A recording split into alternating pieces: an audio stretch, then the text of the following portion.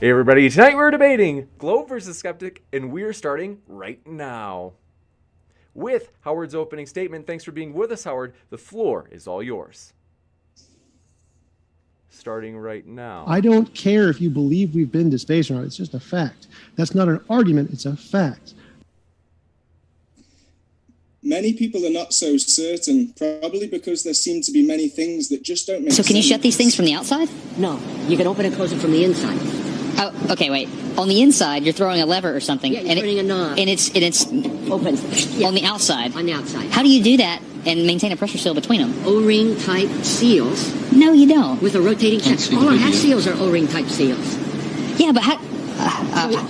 my brain's... Up here. Let's go inside. We can see it. Okay. So you have a whole series of O-rings in here, and a shaft that you rotate. So, I mean, like on the space station, how many of these would you have? Yes, Howard, I've been playing it. This is why I asked if you could play it on your end, but it is playing. Okay. 7, because we have 7 windows. What happens if you get a leak on that? Are you able to hear it at all, Howard? Oh, I can hear it. It's just me and Mr. Sensible can't see it.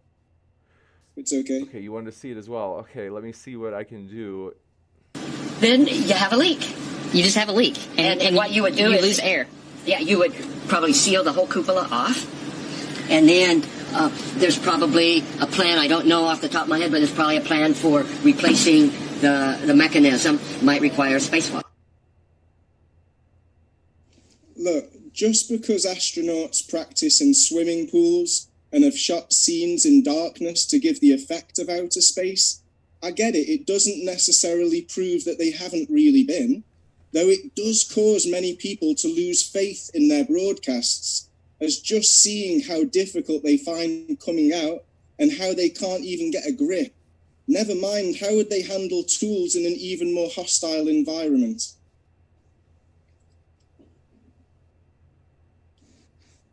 So it seems sensible to remain skeptical when viewing secondary information. Voyager's cameras afforded scientists spectacular close-up views of the Great Red Spot, a storm 3 times the diameter. It's playing over your voice, so I don't know if you're able to see that or hear that. I'm good. Of Earth raging in Jupiter's atmosphere. Voyager atmospheric scientist Dr. Andrew Ingersoll.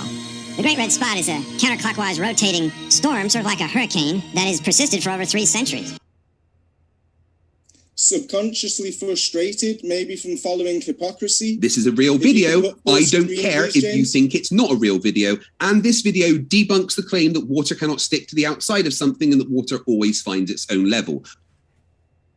Sadly, fanatics that get triggered when you don't share their beliefs tend to resort to ridicule rather than acknowledge that the infamous blue marble image from 2002 and 2007 share the exact same cloud patterns, because they were made using Photoshop, and anyone can take a snippet of a map, add a few effects to get the same result as Robert Simon, who openly admitted that he had to stitch photos together onto a spherical vector.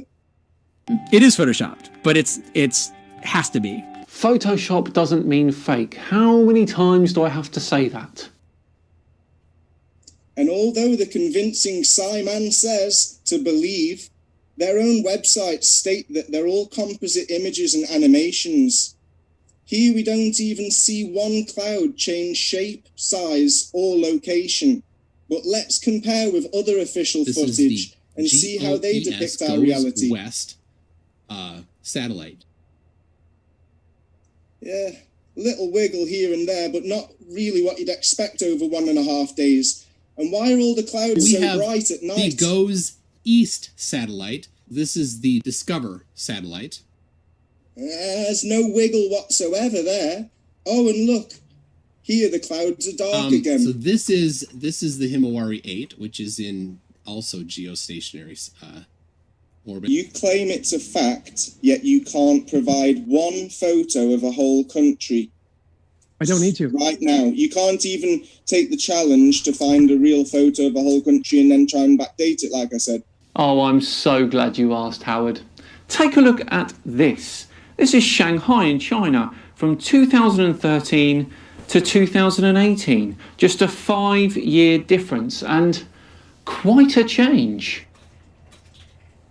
Yeah, thanks, Daniel. You've proved my point exactly. We only see real photos from things flying above us in high altitude, because if there really were thousands of satellites in space, we would have an endless supply of photos from every angle, since the 60s, daytime and night, to compare the changes in vegetation, construction and lighting. But when you zoom in, there's nothing to see but distortion. And I'm surprised that anyone would be able to sleep with that kind of intensity.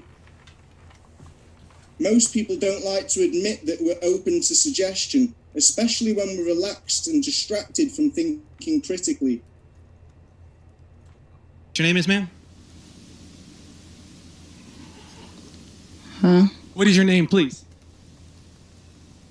Cool, fine. It's what happens all the time. And your name is?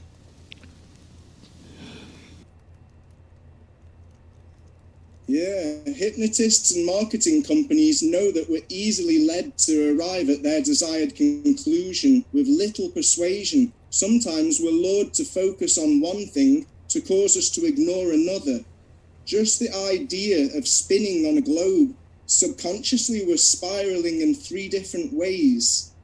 And as there are multinational YouTube characters asking you to trust them and follow what they're saying, which tends to promote the faith in the official narratives, many people like myself instead recommend making your Shouldn't own this be the dark side, as the sun is behind it? Please do make the observation after sunset and compare results. What? Where are you getting that the sun would be behind it? The sun is behind you as it's set, and Venus is in front of you. After the sunset, you can see Venus in the blue sky when the sun's setting behind it, and it's very clearly bright and it's flickering like the stars. Okay, yes, the sun is sometimes setting behind Venus, but because of how bright Venus is and how far away it is, and the fact that our eyes can't resolve it, it still appears as a bright star to us. Neither the sun nor the moon are flickering like we see the stars flickering. So yeah, please do check out Venus. The flickering is a funny one. I would suggest that this is down to the poor focus in the clip that Howard is using here from his camera. Sadly, even after they're caught lying, they'll still keep making excuses, resorting to obsolete explanations, and claim that anyone that disagrees with them is just less intelligent or using the wrong equipment. But we can observe both the moon change its path over a month and the different locations that the sun moves through our sky over a year. But we don't see any change in the path that the stars take. They seem to follow the exact same path each night, every month, even after thousands of years, which should cause people to question the heliocentric model, especially as you look further out to the constellations seen above the equator. This is an open source investigation, yet most people choose to not take part even when there's so much to win. 10,000 I offered, and you had nothing to lose. Seeing that we never lose landscape due to curvature at water level should be enough reproducible evidence for you to become a globe skeptic. But sadly, many will just mock and censor the inquiry to preach calculations and diagrams. You can leave. Support their worldview. Bye-bye then, dickhead. Bye. Oh well, what should we do now then?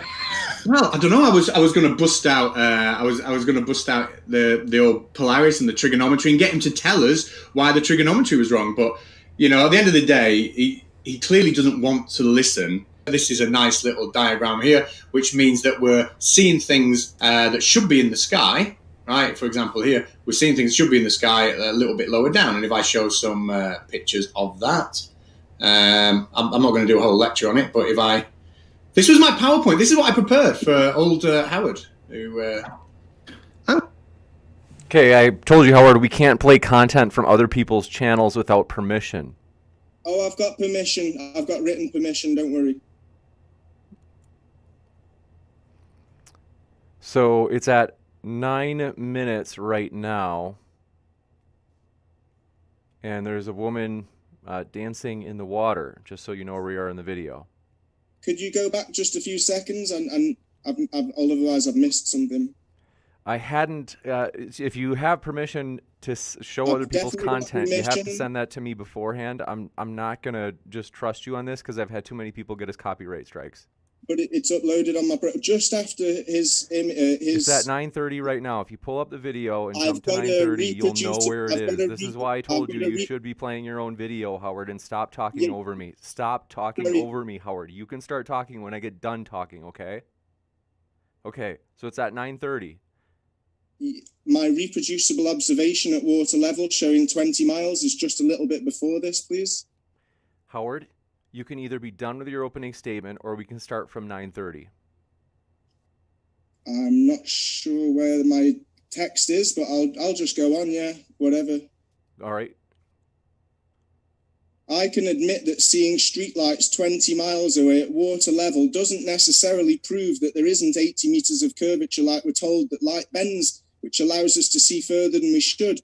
But can you admit that the observable evidence does conflict with what we're taught to believe? Because it's not just a pretty sight to the naked eye either. When renowned journals publish their findings from having measured over 100 kilometers because they can't find any sign of the surface of the Earth bending, especially when military can hit a target over 100 miles away, helicopters can hover indefinitely, and the official documentation for pilots defines the ground as level and stationary. Though people like to pretend it's taken out of context, the Red Bull skydive shows the horizon at eye level, no ocean, no rotation every hours. I'm sick of fisheye lens. So there is some distortion. Yes. Yeah, and when flying, take note how far you can see and check the math. You'll realize that you can see much further than you should be able to. Surely light doesn't bend the same as when you're at water level. Regardless of your height and position and the light force, it seems a bit far-fetched. And when mainstream media is telling you not to do your own research, it might be good to remember that we are prone to conform when under pressure from authority and the majority, especially when they're using techniques like slander, satire, or shame to make an example of people that expose and help discourage others from dare to question.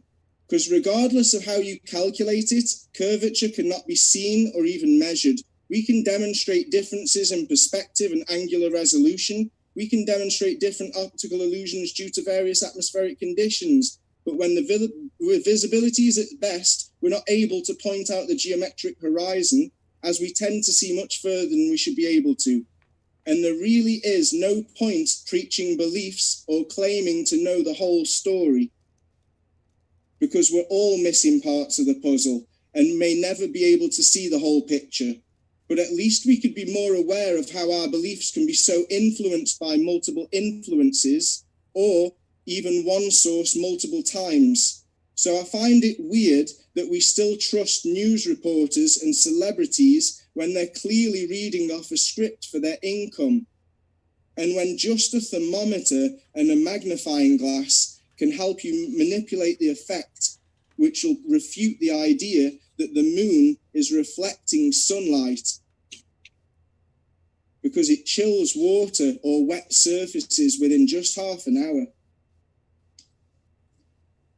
Because even the most unbelievable primary observation will always be up for debate with mathematical equations and complicated explanations.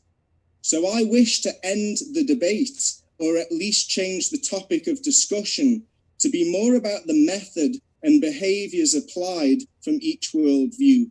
As not only does divide and conquer allow the culprits to escape punishment, it also provokes fanaticism, blind faith, and leads to violence and hatred due to the frustration and insecurity for not actually having anything to support the movement that one is part of, which causes us to deny practical experiments and even personal experience for ideas that conflict with common sense and other naturally observed phenomena.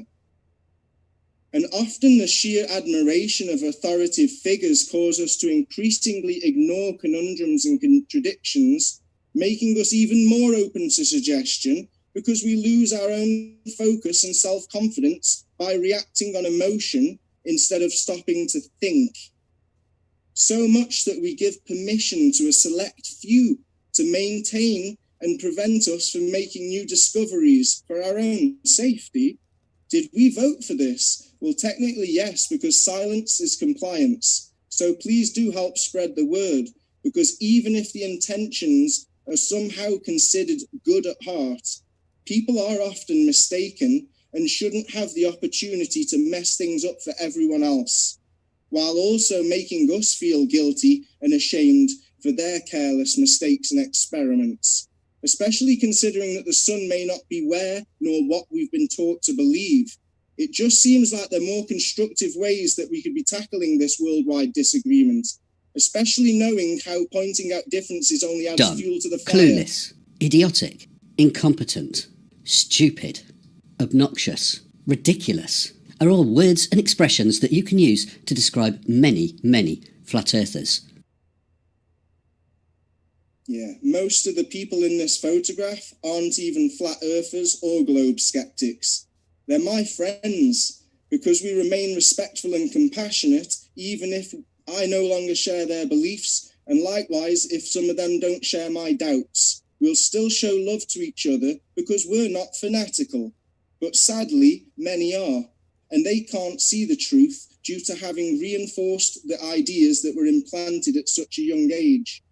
And meanwhile, we might be guarding our own imprisonment behind invisible bars.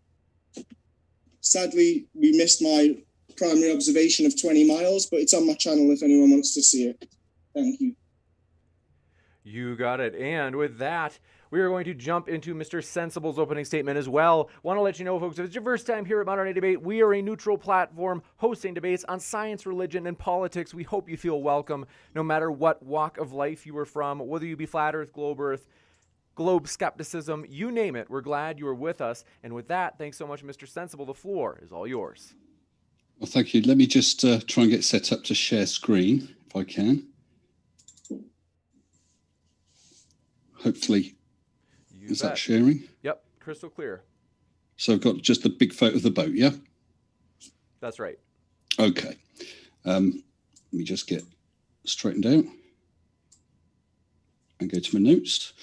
Right, well, first of all, it's interesting that Howard says he is a globe skeptic, because that's quite an easy position to try and take, i.e. you've just got to try and disprove the globe. You haven't got to try and prove anything else. Although in one of his emails, and he mentioned that he is making the positive claim. So I was quite interested in that. Anyway, so I will actually show a whole bunch of proofs for a globe. This first one is one that we've all seen, ships going over the horizon. Perfect explanation with the globe. The bottom of that ship is hidden beyond the horizon because the earth, or the sea in this case, is curving down away from you. Likewise with this one, there's no way perspective can explain that. The hiding of the hull and yet still showing the masts and even the rigging. It doesn't work with perspective. That cannot explain it. And once again, another container ship. The entire very large container ship is hidden, but the smaller containers aren't. We can explain that with a globe. You can't explain that with another shape. I'm having to stop myself from saying flat Earth because you're not saying flat Earth, are you, Howard? We can measure the curve of the horizon. Here's a couple of images from MC Toon's excellent website, mctoon.net. This guy, because I don't think this was Toon that did it, has got 4 straight edges leveled up with each other with a gap in between them. He then lines them up with the horizon and takes a photo, so you can see the horizon of the ocean between those levels. And then when you look and squeeze the image left to right, compress it, straight edges remain straight, but the horizon shows a curve because it's curved. Another old favourite, Lake Pontchartrain. You can see the power mast getting shorter, apparently shorter, as they are further away from you due to perspective, but you can also see that they are dropping top and bottom around the curve. Again, perfect explanation with the globe, with the ocean following the curve of the Earth. No explanation otherwise given by any other belief. Now we can show that water is curved. This is a tow tank at Southampton University, used for testing models of ships. They put waves along the machine and so on. What you can see is the gantry, which tows the model of the ship. It runs on the rails. You can see one on each side of the tank.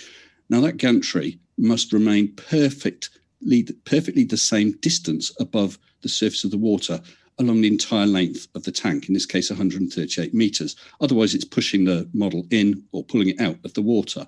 Those rails are adjustable. They're adjustable so that they're the same height above the surface of the water. Along that 138 meters, there's a curve. The sagittar, the hump, if you like, is 0.6 millimeters. So basically, it's following the curve of the surface of the water, which is level to the gravitational equipotential. Sunsets. That is the go-to and most easy thing to witness, to evidence that something is hiding the bottom of the sun. Because if you have a circle, it goes further and further away, it gets smaller in all directions, left, right, top to bottom. But in this case, the bottom disappears behind the curve. Eclipses. We've got the explanation with the moon orbiting around the Earth, Earth orbiting around the sun, the moon gets in between. So we get an eclipse. We get the shadow. We see the shadow of the moon falls on the Earth. The same with lunar eclipses. And even better, we can actually see the curve of the shadow of the Earth. We've been up to have a look. In 1946, a V2 rocket was sent up from White Sands in the US. This was the first image of the Earth from space. There was no CGI.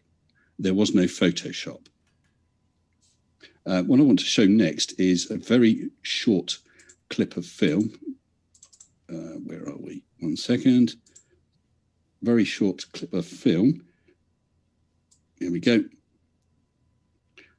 This was taken in 12th May 1959 from a Thor missile. It's shot with 16mm film. Again, no CGI, no Photoshop. That is physical film that was used to produce that imagery. If I go back to my photos, right, so White Sands. This is an image of the sun. And it's not an ordinary image taken with photons, with an ordinary camera. This was taken with neutrinos.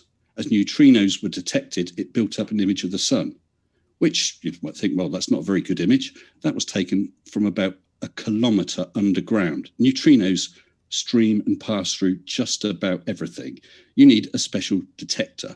Those detectors are placed underground. So the neutrinos streaming from the sun, which is the vast source of neutrinos that we receive, pass through the ground, detected in the tank, and they built up that image over quite a number of days. The really interesting thing is, and here is the Super Kamiokande neutrino detector. As I said, about 1 kilometer underground. It contains over 50,000 tons of ultra pure water and is lined with those detectors. As neutrinos strike atoms in the tank, they produce Cherenkov radiation, which is detected.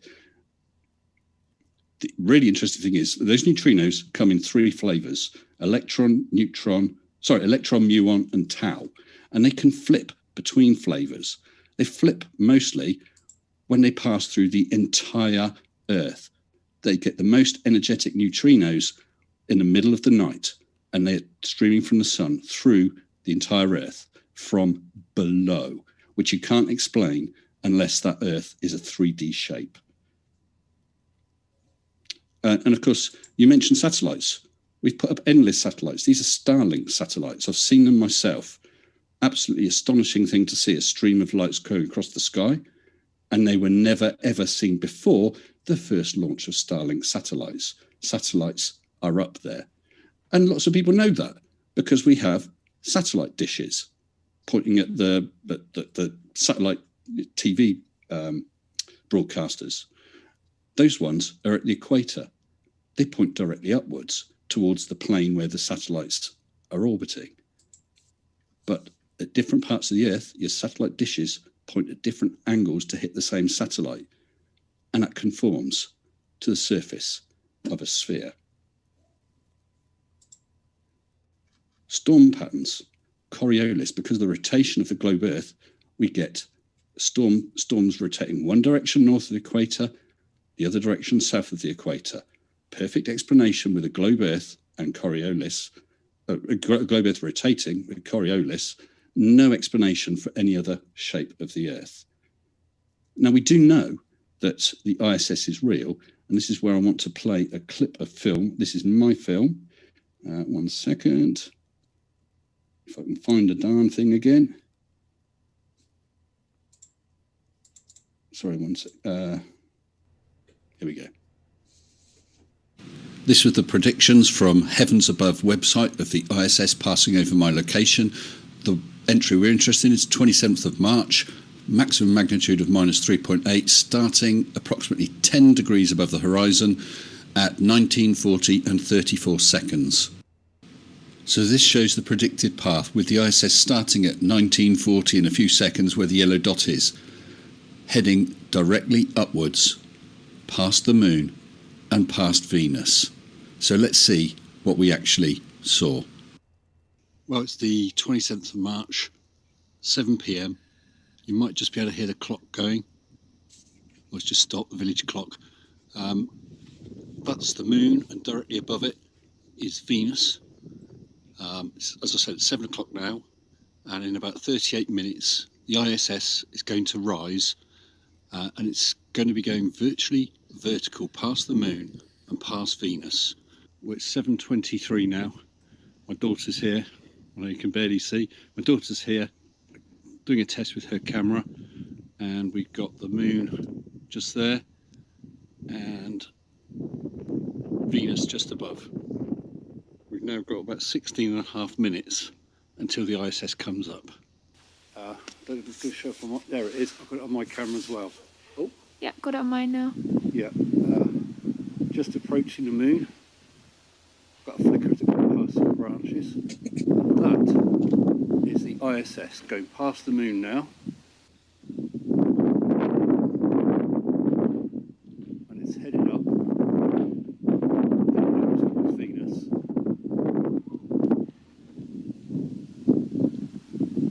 Fabulous. On an ordinary Samsung Galaxy phone. So all these idiot flat earthers that think it's a balloon or whatever, how could that have been predicted weeks in advance to within a few seconds? And it's approaching Venus now. It's getting brighter. I think it reaches maximum magnitude of -3.8 in a couple minutes time. But this is perfect conditions, having the Moon and Venus to be markers for it. Nothing fancy. You can see it with the naked eye, see it with a phone. Okay, so that was the ISS. We've also, of course, been to the Moon. Here's a photo of astronaut Buzz Aldrin on the Moon, taken by Neil Armstrong at Tranquility Base. But they took photos of the Earth as well. We've all seen those. You might claim that they're fake, of course. But the interesting thing about this photo is his visor. In fact, that's the name of this photo, visor shot. There's a reflection in there. And some clever bod took that. He took the high resolution copy of this image, and he unraveled that curved image. This was the view from Buzz Aldrin. You can see the eagle, you can see Neil, you can see the flag, and you can see the Earth above the flag. Now, that was not in any way faked, because back in those days, that photo, which was a real photo on real film, they would not have been able to pop that Earth on there. No one expected to be able to do that. That was there all the time, hidden information, if you like. GPS. We all rely on GPS, whether it's for our phones or sat-navs, whatever. It works because of satellites broadcasting their location and time, and your GPS device calculating exactly where you are. The next thing I want to show you is MAGE. Now, MAGE was a project I have I had to send a balloon as high as I could with a non-distorting camera. Now, all cameras will have a certain amount of distortion, barrel distortion usually.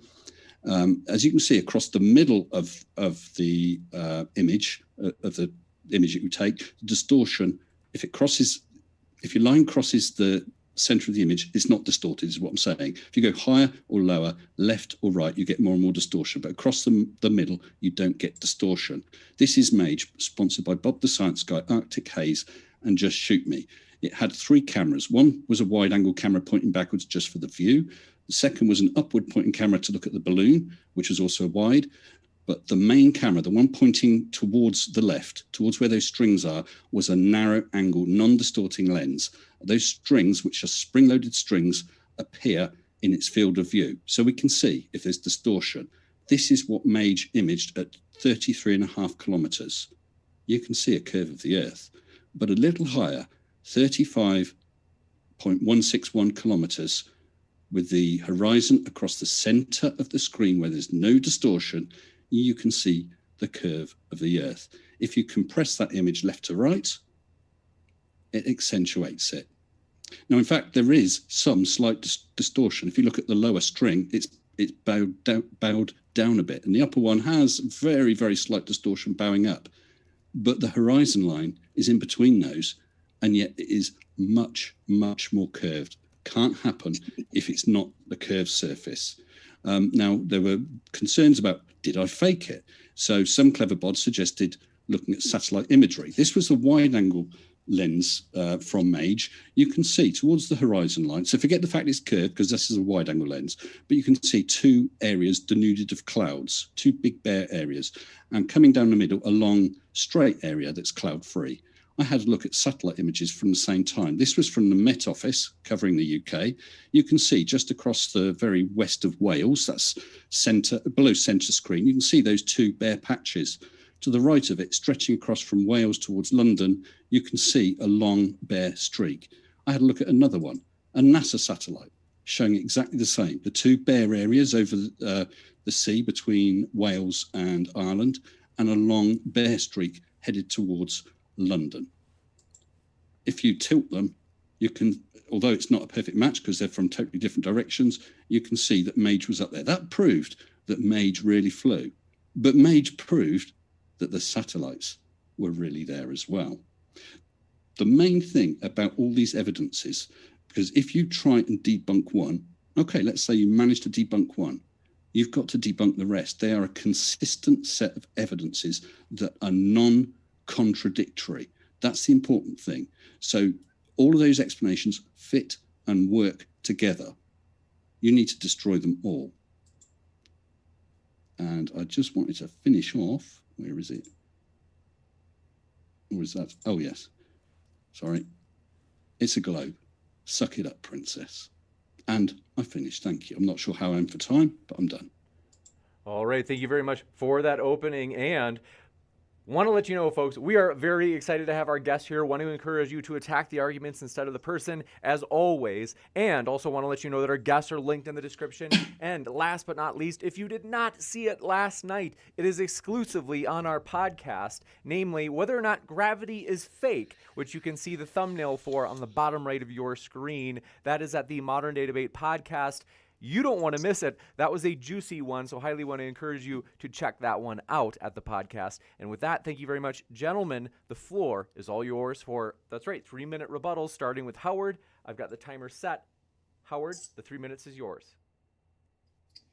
So I did make a positive claim, and my claim is that skepticism is healthy and productive, and that fanaticism is unhealthy and counterproductive. And you've just proved me right by calling me princess, and in your own video saying that we're idiots. So we'll start off with the evidence that you've shown. The first image you showed was a boat that had all mirroring at the very bottom. I think that's called an inferior mirage. So we don't see a clear loss of the boat, just like we don't see a clear loss of landscape at 20 miles, which sadly James skipped past when we'd already finished Conspiracy Cats' information. Number two, you're showing an image where there's waves that are closer, that appear higher because of the compression in the vanishing point further away. Yeah, it's to do with perspective and angular resolution. And the third image you showed, which I can't remember what it was level and closer. So whatever you were showing was, the level is closer than the background. So obviously the distortion of the background is amplified where the closer thing won't show any curve or distortion. It's kind of simple. Then you showed something else where other photos are showing the horizon is an apparent location as visibility fluctuates. If we're talking about a geometrical horizon, then that's a fixed landmass. That shouldn't vary so much. But as we can see, we see too far, and the less atmospheric conditions, the further we see. You're just showing atmospheric conditions, optical illusions from atmospheric conditions. The tow tank, to be honest, I was taking notes. It was just quite complicated, but you're claiming that they can measure curvature in the tow tank.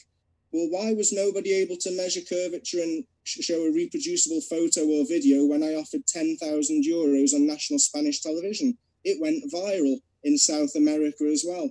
And it was over any distance, people only had to show half of the expected curvature for that distance. So if over 5 miles, there's supposed to be 5 meters of vertical drop, you think someone would have been able to have shown 2.5 meters and won the 10 grand, but they didn't. So I'm not convinced by your tow tank stories, because we don't see any loss of landscape from 5 miles onwards, where we should see clear loss of landscape due to the vertical drop that you keep talking and chanting about.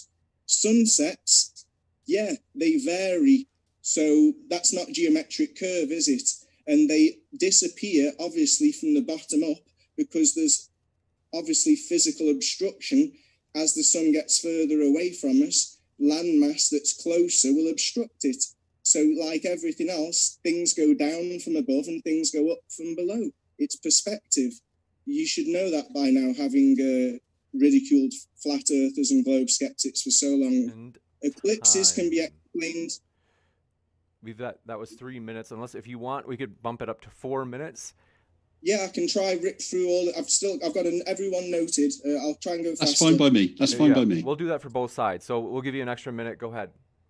Great. Eclipses can be explained and predicted in not just flat models, but also concave models. There's lots of different models, and there's applications on, I think, iTunes and Google Store that can give you all that information, that flat Earth map or flat Earth star, moon, and sun app. And then you've got the public didn't have Photoshop. Maybe the public didn't for commercial use, but military have stuff way before we do, and government and NASA is military and that, isn't it? 1959, sorry, that's barrel distortion, and it changed throughout the footage. You could see curvature, convex, concave. Neutrinos, I'm not preaching a model, but there's lots of ancient cultures that talk about a black sun and, Soundgarden, black hole sun, hollow earth and stuff. So yeah, you could be measuring all sorts of radiation. And you were trying to show some starlights going up. They could be drones. You were showing satellites. Some satellites point up. Well, yeah, they're bouncing off the electromagnetic, what you call the Van Allen belt. Storms, yeah, they swirl. Golden ratio. Everything in nature has spirals, and the path that they take could change because of the sun going over the equator. So it goes right and left. That's it for that 4 minutes. What I do want to do, because we can come back to these points during open discussion, but just because we agreed originally on 3, I want to stick it to have it somewhat close to that without adding more time on. Mr. Sensible, we'll give you 4 minutes. The floor is all yours. Okay, thank you. And I'd like to come back to some of those as well. There were quite a few memes in your evidence, Howard. The whole stuff about hypnosis, for instance, I think that's a non-starter. I didn't quite get what it was about the red spot, but that was when we were having issues with the sound. You mentioned about stars moving. They do move, Howard. Here is Barnard's star, Photo of Barnard's star, taken over several years. It's moved. That's the star with the greatest proper motion across the sky. And in fact, if we take images from Earth and from a probe, this is 2 images from Earth and probe of a star. The probe was New Horizons. The star jumps due to parallax. Parallax is used to measure the distances to the nearest star. This is not controversial stuff. Stars move.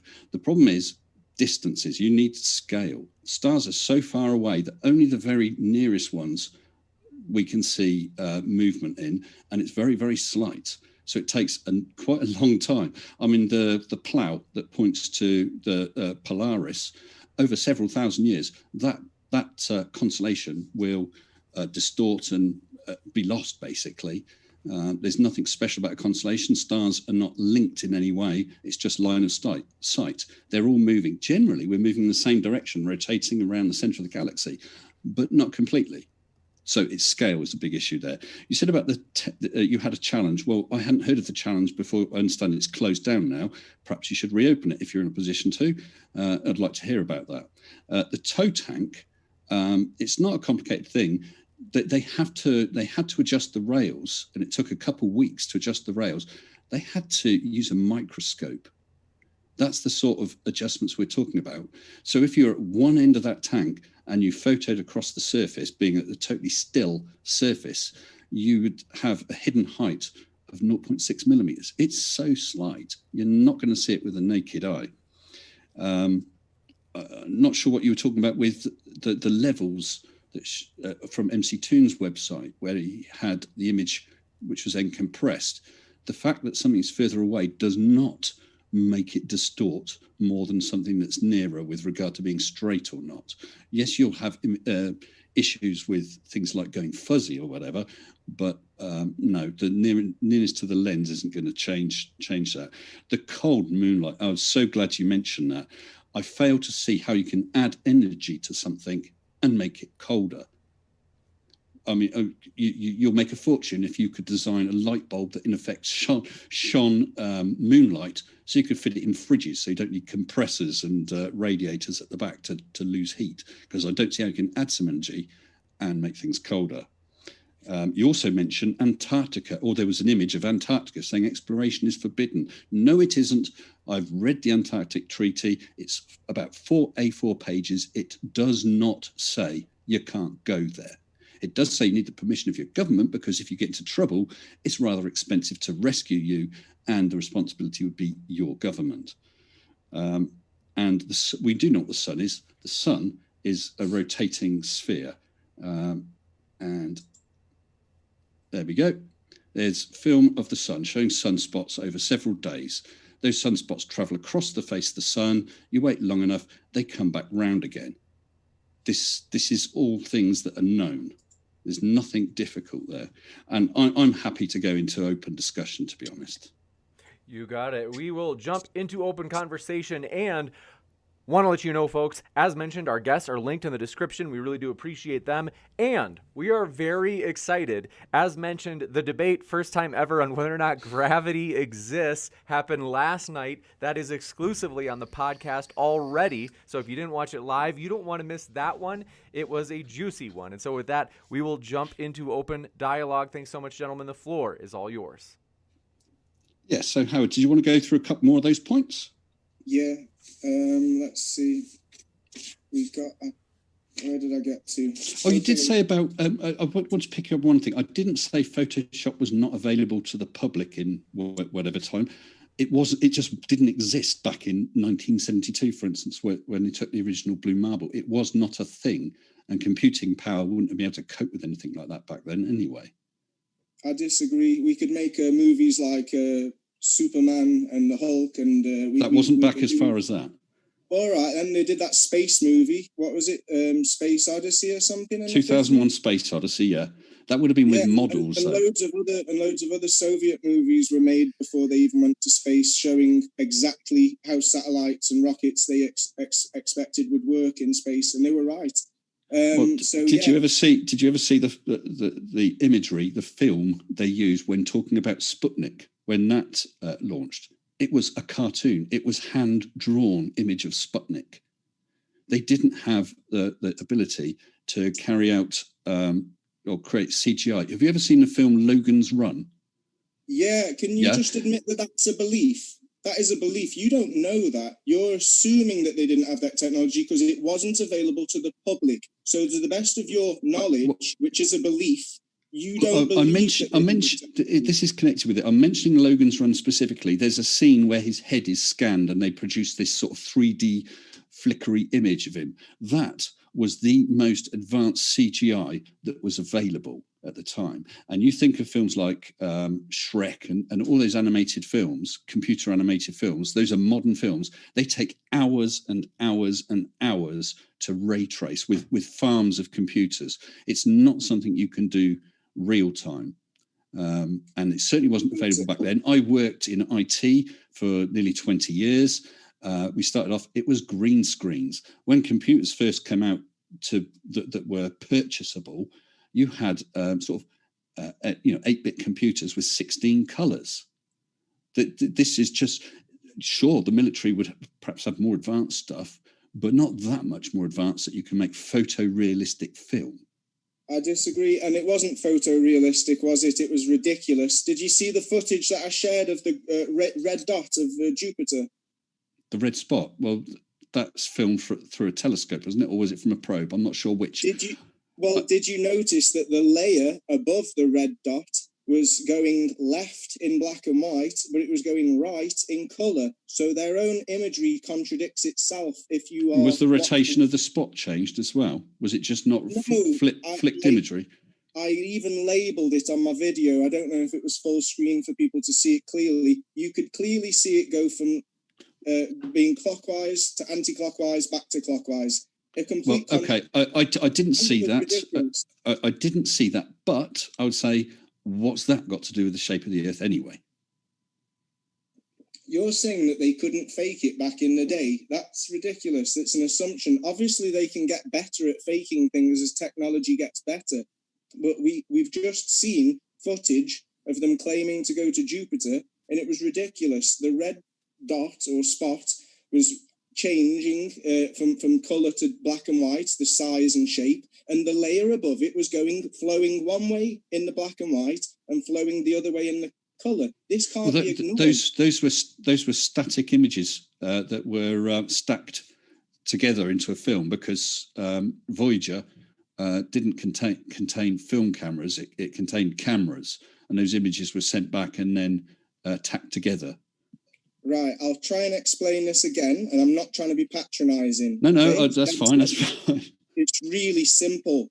You see the red dot going counterclockwise in the grey and in the colour footage. Yet, even though the red dot is going counterclockwise in both footages, the layer above is going one way in the black and white footage and the other way in the coloured footage. So it proves by the counterclockwise red dot in all footage, it's contradicting itself. I even wonder if it's actual mockery, because, the people that suffer Stockholm syndrome, the more we ignore things, the deeper under a trance we become. And you don't believe in hypnotism. Well, why do all these multinational companies pay for marketing? Hypnotism is not very effective. I've been hypnotized and it didn't work. Hypnotism can affect some people, whatever the reason, but I'm not going to go into a big, long discussion about hypnotism, which is irrelevant, because even if hypnotism works for some people, it doesn't work for all of them. Marketing works on everybody. Everybody's open to suggestion, and everybody is influenced by their environment. You can deny it all you want, but the science speaks for itself. I did some science. Please, can I just finish? I left lots of psychological studies displayed in my opening statement video for people to reference. I've got lots of evidence to prove that we're all influenced by marketing, by suggestion, by persuasion, and by temptation and all sorts. You can say we're not, but we obviously are, otherwise people wouldn't pay to advertise. Of course, but we're talking about things you can go out and measure.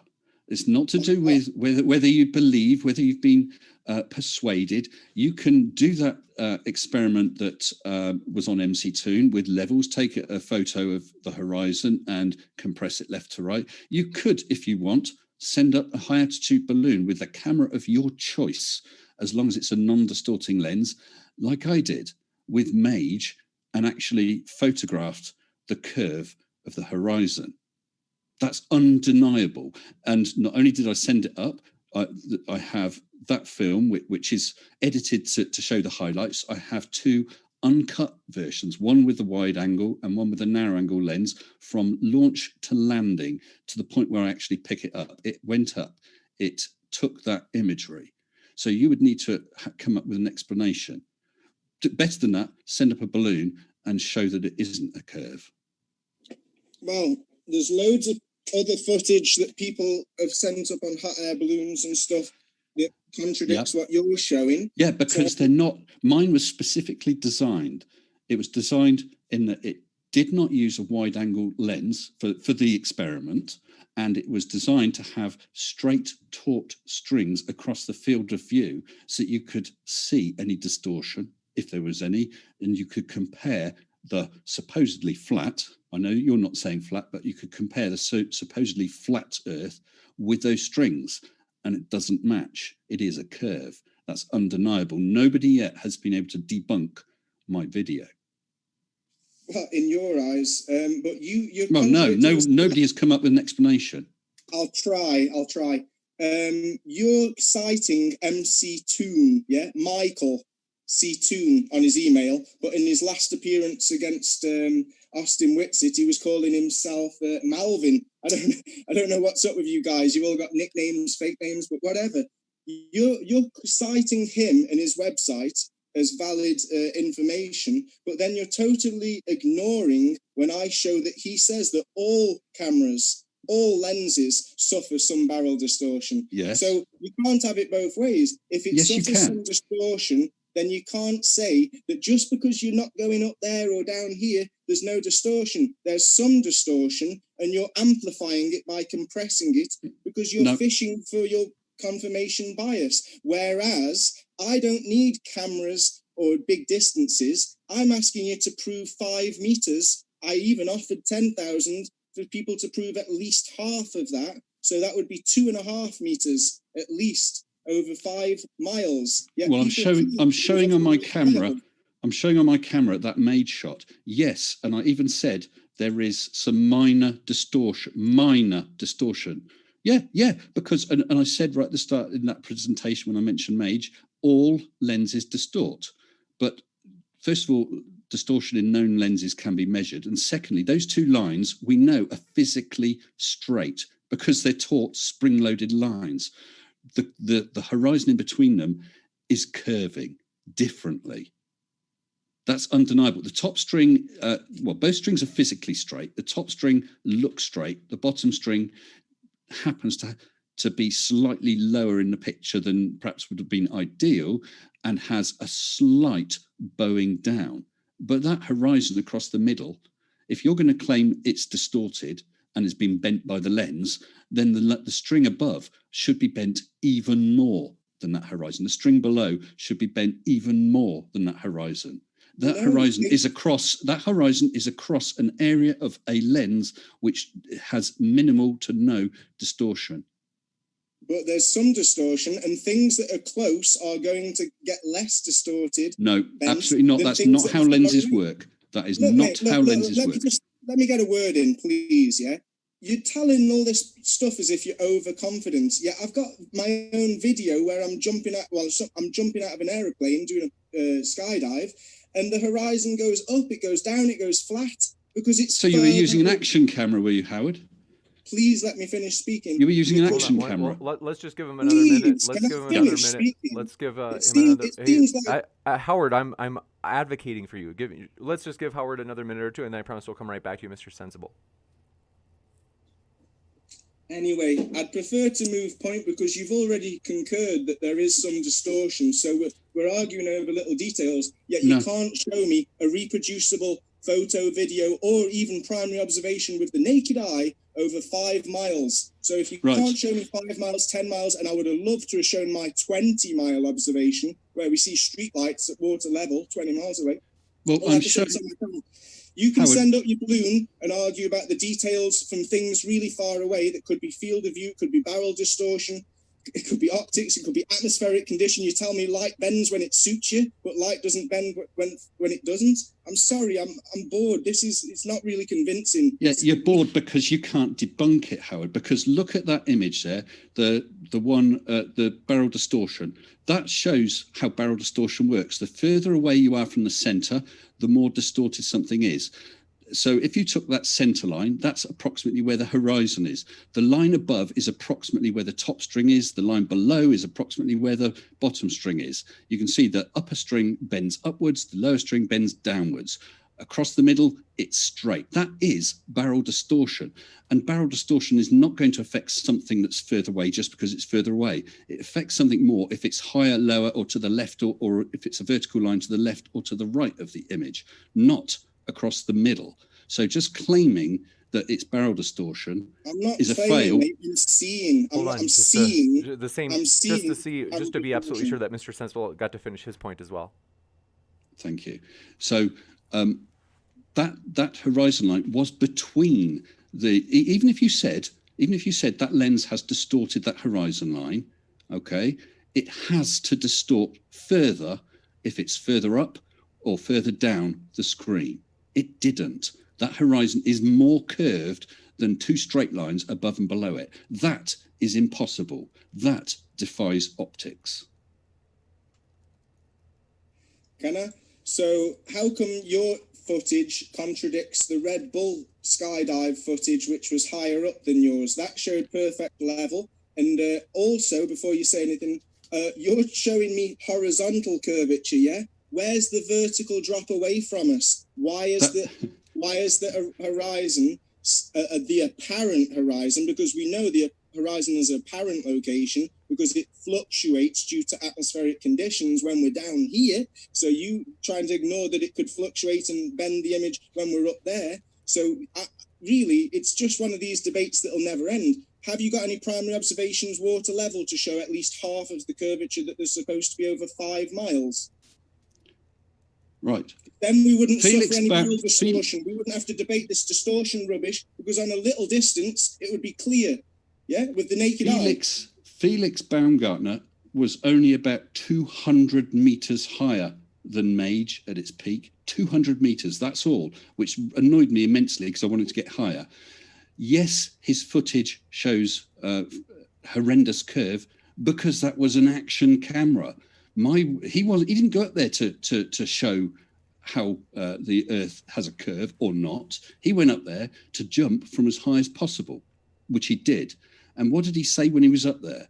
He said he could see the curve. Felix Baumgartner said that. Well, we must believe what he said now. I'll quickly just get through your other points because you had some good ones. You're saying that the International Space Station is flying above us, yeah? Yeah. Well, what if the International Space Station was modelled, yeah, the shape, and what if its path that it's supposedly travelling over us, what if it's an actual star and we're just saying, oh, that's the International Space Station because they knew when it was going to come over, they had an idea what kind of shape it would need to be. So, yeah, I don't think it's very correct you calling people idiot flat earthers when you were talking about that point, because there are also aircrafts and drones that could be kitted up with reflectors. But like I say, it could be a star, it could be an aircraft. Well, can I disabuse you of that notion then? First of all, that pass of the ISS was predicted weeks in advance. It tells you the direction it will be, the height above the horizon it will be where it appears, how long it will be in view, how bright it will be, and at what point it will disappear. Also, here is a transit of the ISS across the sun. You can see it. Hold on, Howard. Let me disabuse you of this. There's another one, and another one, and another one, and yet another one, which actually shows the space shuttle dock to it. And the beauty is that if you compare all those images over the years, you can see how the ISS has been built up with new panels, new modules, and so on. And what's more, if you've got the right equipment, you can take a photo of it. This is with a Meade 14-inch LX2000. That is a photograph some guy has taken using his telescope in his back garden. It's real. Yeah, we've seen drones, very big aircraft, not no-man drones, automatic drones. Google own a few, don't they? Are you talking about, drones or satelloons? Whichever. You've got Pathfinder, or is it Gateway and Pathfinder? There's plenty of different drones and satellites and loons that are up there. So we don't know what we're looking at for certain. Yeah, we know exactly what we're looking at. I just showed you. Actually, you've got evidence to support your beliefs, but you don't know because you're not physically touching it. You've not been in it. You've not actually measured anything. You're just making an observation. You're right, Howard. I have some evidence to support my belief. You seem to have nuh-uh. I mean, I've just shown you photographs of transits of the sun by the ISS. Jeranism has done that. He also did it of the moon. He used his own equipment, used the predictive software as to where it would be. He filmed it, and then he said, nuh-uh, that it was his own equipment. And satelloons are real things, but they are at the whim of the air currents. They don't go around the world in 90 minutes, because even if you didn't believe the Earth was a globe, then you've got to explain how how ISS will always appear where it's predicted, down to a second or two. Astrolabe, you've been using them for thousands of years. You can predict the movement of the sun, moon, and stars. Okay, how come nobody ever saw the ISS before they launched the first portion of the ISS? Maybe they did. History was written by the winners, and lots of books have been burned, haven't they? But just to move on, because it's pointless. Just move on because you busted on that one, okay. No, it's one of them things that's up for debate. I would like your honest opinion. Why is it that we can't find any real photos of the whole of the UK, Spain, or Australia? Why is it that everyone's finding it very difficult? Even Simon Dan couldn't find a photo of a whole country if there's thousands of satellites in space. Sorry, a photo of what? A whole country?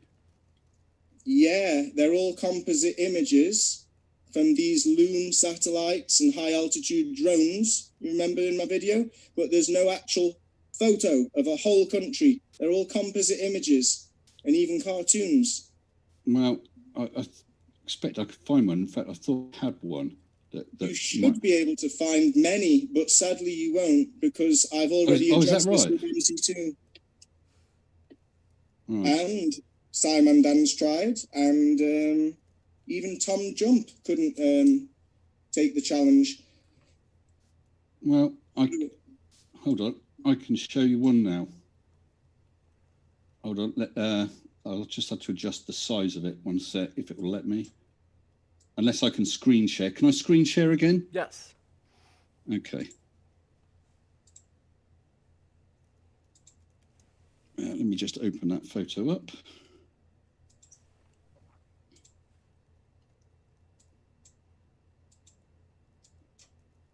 What's it going to let me? There you go. All of the UK from the ISS. That is a single photo. That's not a single photo. I've got of course that in it my is. video. It's not a photo of Earth from space, because if you look how much curvature, or if that's the blacked out part of the image, it's silly. It's making out as if the UK is as big as Africa.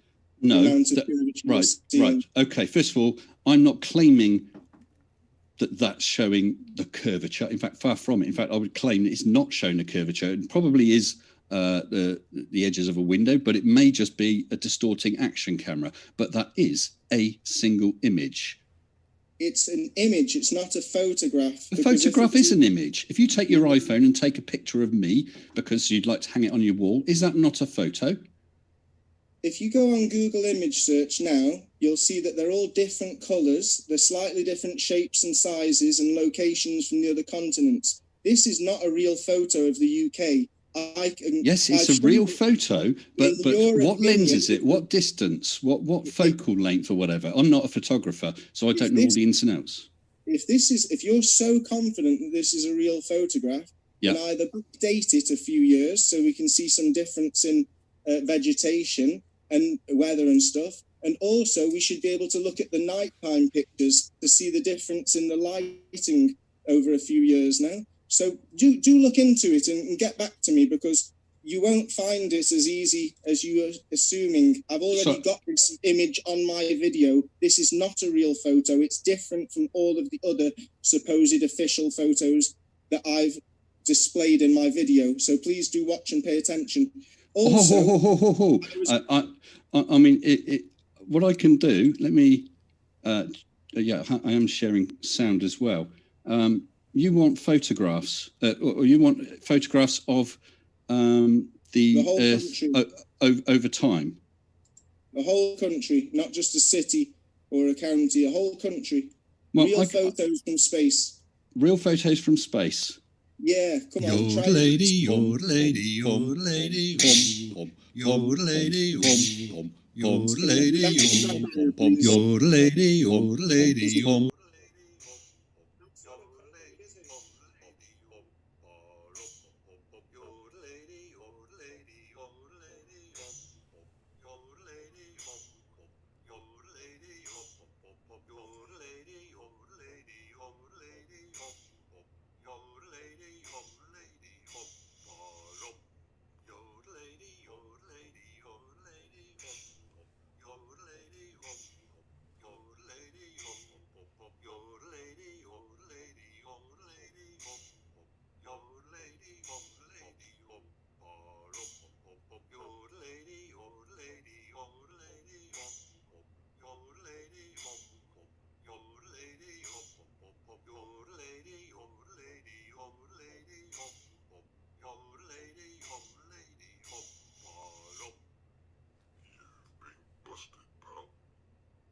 Yeah, that's really mature. You've actually proven my whole positive claim that skepticism is healthy and productive, fanaticism is unhealthy and counterproductive. You're childish, you're rude, and you totally ignored my point. I'm asking for a whole country, and just like Simon Dan, you're trying to divert and deflect by showing me cities from high altitude drone footage, which is exactly... That's not from high altitude drone. That is satellite imagery. I've done my research because I saw your other debate where all you did was hammer on at that. So I've given you exactly that. I've shown you cities growing over the... Well, cities, it was some vegetation and farmland, another, and the third one was land reclamation from the sea.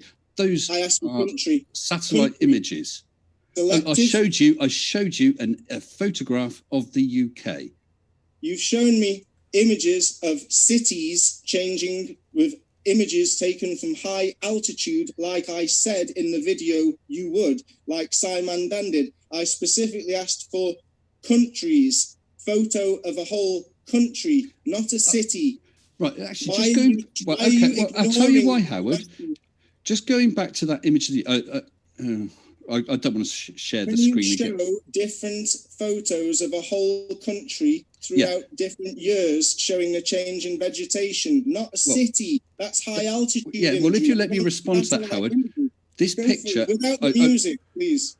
No, I'm not playing any music. This is that... Well, let me share and show that photo again. There's no music, although it was fine music.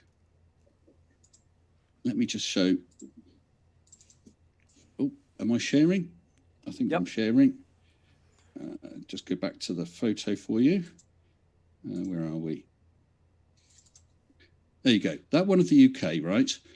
Now, I'm presuming you're from the UK, I'm guessing, based on your accent. Is that correct? Well, you know where London is anyway, around the UK, yeah? Yeah. You can't even see London. If I zoom right in, maybe you can see it's a little bit grey. You've got to allow for the distance. Again, scale is your problem. You're not going to see much on this shot with this that was taken with this camera. But that is a photo of the UK. They're using a wide-angle lens probably to get it all in. Sorry? I can see a lot of detail, and I can't see any cities. No, I think you're seeing artifacts. Look, those are artifacts of it's pixelated. You're not going to see details. I mean, London's probably half a dozen pixels on there. I mean, look at that. That's London. There you go. So you're not going to see much change in that over the years, are you? It's a lot greener than you'd expect, isn't it? Why don't you try and find a nighttime photo of the UK? Why don't you? Why don't you look at it? I have, and that's why I've come here to say that there are no real photos of the United Kingdom. They're all odd. They're all different. This one that you're showing doesn't match any of the others that you'll find, which tells you that it's not real. And no, it doesn't. No, it doesn't. When you zoom in on it, you can see lots of detail of green, but you don't see any detail of cities because it's rubbish. And let me just say one thing. I also wanted to mention that you're totally ignoring the fact that when we look at satellite footage of the Earth spinning or stationary, the clouds are bright white at nighttime in some of the footage, and the clouds don't wiggle at all in other footage. So it's blatantly I saw that debate where animations. It's blatantly images and animations. It's not real. So if they have to fake the globe spinning and not spinning, then why are you so convinced that these images are real? Why are the clouds blatantly fake on the footage that Mick Toon was showing in the debate I had with him that I put in my video? Yes, well, but that was because I watched that debate. That was the was it Discover imagery? I think it might have been Discover imagery, mightn't it? Discover, Himawari 8, but GOE West and GOES East. And right. How far away are those satellites, Howard? Do you know? Over 39 hours, we can how far away? What's the height of those? We can clearly see the clouds don't change over 39 hours. And that's why I'm asking you. That's why I'm asking you, Howard. Do you know? I mean, I don't know the exact figure. I'm just asking you if you know how far away those satellites are that take imaging the whole Earth. We don't know anything. We have beliefs in what we're told, and I don't share your beliefs because I'm pointing out many conundrums and inconsistencies that you're choosing to ignore, aren't you? I'm asking you, how far up do you think they are? Because if you're taking a photo from, let's just, I don't know, let's say 10,000 miles, okay, just for the sake of argument. If that satellite is 10,000 miles away and imaging the entire globe, how much movement do you think you're going to see in clouds? The only things you're going to see are very large scale cloud patterns, if you like. But here is Google Earth. I don't know if you know, but Google Earth has a facility to show you satellite imagery over the years. Now, this is Dubai. It will take a few seconds to get going. There you go. It will start showing Dubai changing over the years. Now, I don't know if you can read it. At this height, it's the images are from Landsat Copernicus. These are satellite images that are showing Dubai changing over the years. This is not difficult to find. I found this afternoon, a few minutes looking. I don't see anything. Sorry, I don't know if it's just me, but I'm still looking at this zoomed-in picture of Belfast. I think it was. Yeah. Is it not? Oh, I see. Oh, hold on. Beg your pardon. Let me get rid of that. You can see the lakes and the mountains, but we can't see the cities. And it's weird that you don't want to pull up a nighttime picture because they're all rubbish. But go on. Hold on. Yeah, I'm just trying. Can you see the imagery now? Yep. Imagery. Yep. Imagery. Yeah. This is satellite imagery, Howard.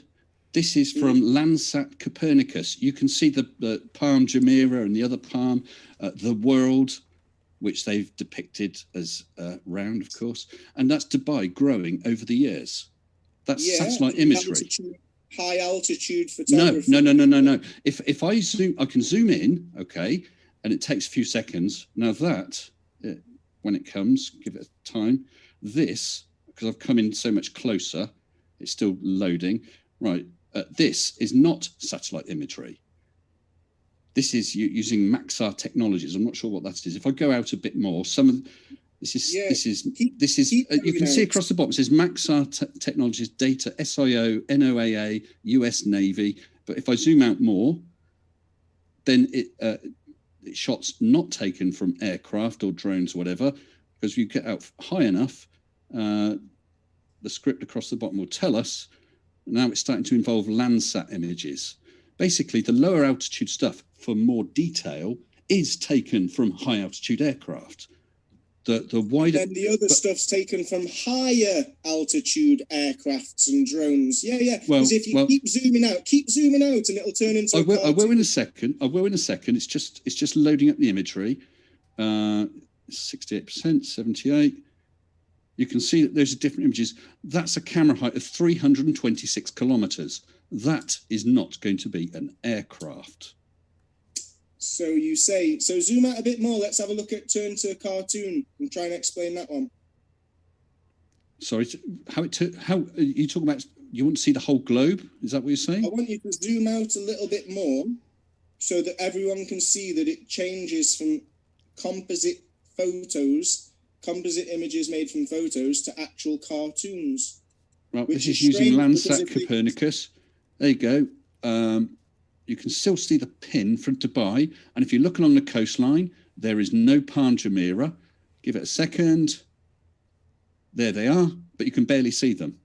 That's an equivalent height of 971 kilometers. Nice. Zoom out a bit more.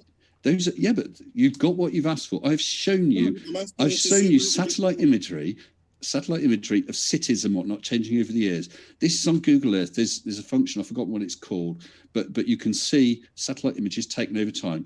So there you go. That imagery. From high altitude, I showed you that there's satellites in our atmosphere owned by Google that take images from very high altitudes. Okay. Well, this altitude is 1,974 kilometers.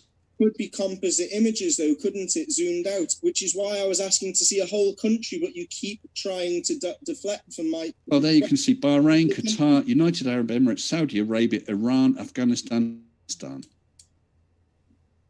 I'll stop sharing now because it's not a tour of Google Earth by me, is it? Yeah, but you can look at that, Howard. That is there. So, I am looking at it, and I'm saying that not only are there no real photos of a whole country, and you can't backdate them and show me nighttime and daytime, you're also ignoring the fact that the supposed video footage from the official satellites is clearly in contradiction to each other. The goes west and goes east have clouds that wiggle, but do not change size, shape, or location. What, on your Jupiter thing? Please let me just finish. Yeah, but I just want to confirm, your Jupiter thing, yeah? The goes west and goes east satellites that claim to be showing a real video of the Earth over 39 hours do not show any change in the cloud formations when we're talking about shape, size, and location. You showed them, didn't you? Hours. You showed them in your video. 39 hours, and they're claiming that there's absolutely no weather change in the whole world. It's Howard, ridiculous. Is this the clip of film you showed in your evidence at the beginning? It's what MC Toon... Yeah, I know, and you showed it today. Yeah. Yeah, but you even said there is some wiggle. Yeah, that's all you're going to see. You think of something like, whatever the latest hurricane is, okay? It takes days to track across, doesn't it? Across, a part of the ocean, and it's approaching the coast of America or whatever. And that takes days. No, not just a couple of hours. It's not a cloud scudding across the sky that you can look at from your front garden. We're talking about it traveling hundreds of miles. Is there any chance you can just stop with your confidence? Yeah, you're so certain about everything. Have you ever considered that you might be wrong? Because we don't see. Well, it doesn't look like it. No, I'll tell you what. I can prove it. I can prove it. Please, okay. Please don't interrupt me so often because it's hard to not get frustrated. No, I can prove. I admit I'm wrong. I'm saying that over 39 hours in both the goes west and goes east footage, there is no change in size, shape, or location of any of the clouds over the whole world over 39 hours on both recordings of the goes east and the goes west, which is different parts of the world, and there's no weather change in 39 hours. That is not real. It is rubbish. And if you can't admit that, you've got a problem. And then you're trying, and then you're trying to change my conversation, my point, into there was a wiggle. My point is, they wiggle, yet the Himawari 8 and the Discover do not wiggle at all, and neither does the other one from I think it was Discover that I showing 5 hours. There is zero movement, not even a wiggle in 5 hours of supposed footage. This is fake footage. Now you asked me about admitting I'm wrong. In my Mage, I produced that video which had air pressure, temperature, and obviously the video footage, and I presented all that. One guy who is a flat earther, because several of them challenged it, they all failed. He actually challenged me correctly on something with the temperature. He spotted that the temperature was reading too high. I checked into it and happily admitted it and gave him credit for spotting it. I am willing to admit when I'm wrong. If I wasn't, there's no point. If no one can admit they're ever wrong, there's no point. All you have to do, Howard, is show evidence that shows that I'm incorrect, which that guy did with regards to temperature, and I happily admitted it on video. So right, but going back to your imagery, it's a shame that you can't. Can I throw something in on what you were just saying? Yeah. Yeah. I specifically said let's move point, because what you were showing from your imagery with your lines and stuff is up for debate. I didn't say that I know I'm right. I said it's up for interpretation, and other footage shows the opposite. So I said, let's move to it, because we could argue that till the cows come home. I bet you want to move away from it because it's slam dunk proof. Please let me make 2 points. So we've both got evidence to support your beliefs or my doubts. So I was like, we can't finalize on that. It'll always be up for debate. And my main point is that your attitude, you're having a YouTube channel to ridicule globe skeptics, flat earthers, anyone that disagrees with any of the official narratives gets ridiculed by YouTubers like yourself. Yeah, I don't think that's the correct way of going about this. I think that you've proven in my video and in some of the points in your own video, you can't help but call people names, and that causes fanaticism. And fanaticism isn't healthy; it only causes problems. So even if you were right, Howard, we do. There's a lot of points here. I do want to give Mr. Sensible time to respond shortly. So if you can wrap up. I'm wrapping up. My whole point is the way you go about things is wrong. And if you're claiming that you can admit when you're wrong, I would like you to apologize, not just to me, but to everyone right now, for making so much content that causes fanaticism. Let's give several minutes. Okay, we got at some point we have to give him a chance to respond as well, so he has plenty of, so that there's equal time. Go ahead, Mr. Sensible. Yeah, Howard, I was happy to admit when the guy showed evidence that I was wrong about something. Yes, I tease people. I don't effing blind and just call them. The strongest you'll hear me say is that someone's an idiot, okay? And some made up words like gimboid from Red Dwarf. That's the worst you get from me. Now, if you just want to have straight scientific stuff, go look at a scientific channel. Mine is a little bit of science and a little bit of point and laugh. Yeah, I happily admit it. Other channels are just point and laugh. Other channels are rip people to shreds and call them names left, right, and centre. There's a place for everything. If you don't like what I do, that's fine. Don't watch it. But mine is gentle fun. There's nothing nasty there. And I've had several flat earthers on my channel on streams, like, for instance, Kyle Adams from the Flat Earth Institute of Science. He's been there several times. I'm not nasty to people, but that's not what we're here for. Okay, I have my style on my YouTube channel. That's my style. Anyone can take it or leave it. That's fine. But I've actually forgotten, because you did splurge on quite a lot of points there. I've actually forgotten a lot of what you were saying. Unfortunately, I'll remind you. Just give me a point and then I'll address it. Yeah, well, you've just claimed that your channel's all bubbly, yeah? Now, you associate with people like FTFE and people that... To be fair, I think he's asking for other points that you made, Howard. Yeah, but my main point is, on your channel, I've seen a video where you've got a guy from Scandinavia and his little daughter, and you're promoting that little children call us flirfs and stupid and idiotic, and that they don't check things for themselves. So even though you're not shouting and swearing at us, you are promoting fanaticism and following and trusting what you say instead of people checking for themselves. That's anti-science. What are you doing? Actually, that little girl, okay, you made your point. That little girl, I think she's about 7 years old. That's now Pinion's daughter, and yet he's an online friend of mine. She understands. They did an experiment. They took a barometer or measured the air pressure at ground level and then went up to a tall tower and measured the air pressure again and measured the drop. So she did, with her dad's help, some basic science. So I don't see that's a bad thing. But we're not arguing about my channel. We're supposed to be talking about, is the Earth a globe or is it not a globe? Well, you actually need some evidence that it is not a globe. But you had that as a positive claim. What you've done a couple of times is say, well, I don't really believe that, or that's in question, or let's move along.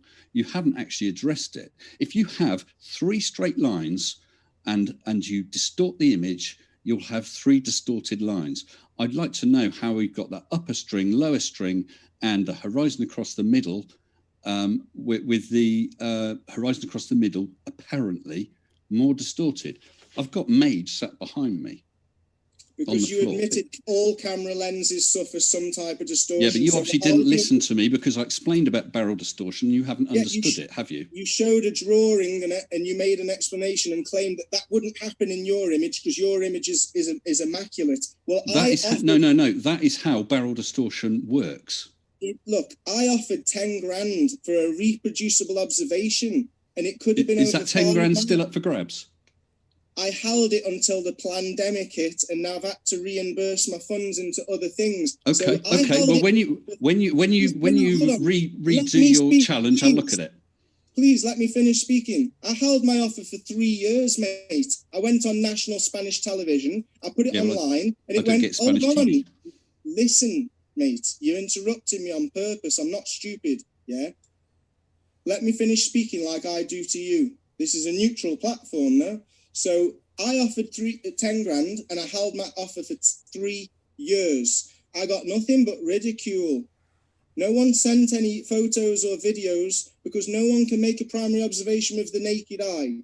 Not over 5 miles, not over 10 miles. I'm looking 20 miles away. Everybody in Benidorm can see the streetlights 20 miles away at water level. Streetlights along the beachfront, which is pretty much water level. It's about 12, 18 meters off the floor. Now, that shouldn't be visible. It should be 80 meters below the physical horizon. Yeah? But yeah, have you allowed for refraction? Yeah, I keep hearing how refraction magically bends like Beckham around any bend. Not magic. It can be calculated. And you actually mentioned when I was talking about my Mage, you said, it bends or whatever. You do realise that Mage was in a pressure, I forget what it was, only 327 pascals at the peak, down from 100,000. Basically, it was vacuum. So you don't get refraction in vacuum. With all due respect, you're going on about your photo from really high over a really big distance, where we know the bigger the distance, the bigger the distortion. No, that's not true. That's not true. Please let me finish my point. And the horizon is still at the level of the observer. You're showing curvature that way, but not curvature away from you. So your image is not showing what we'd expect. You should be looking down to the horizon, but you're not. Right. Okay, hold on. What I was saying is... Please let me finish my point. Howard, but just to be sure there's equal time, Howard, I got to give you a little bit to wrap up, and then we got to go back. Yeah. Are we on a tube? Or are we on a sphere?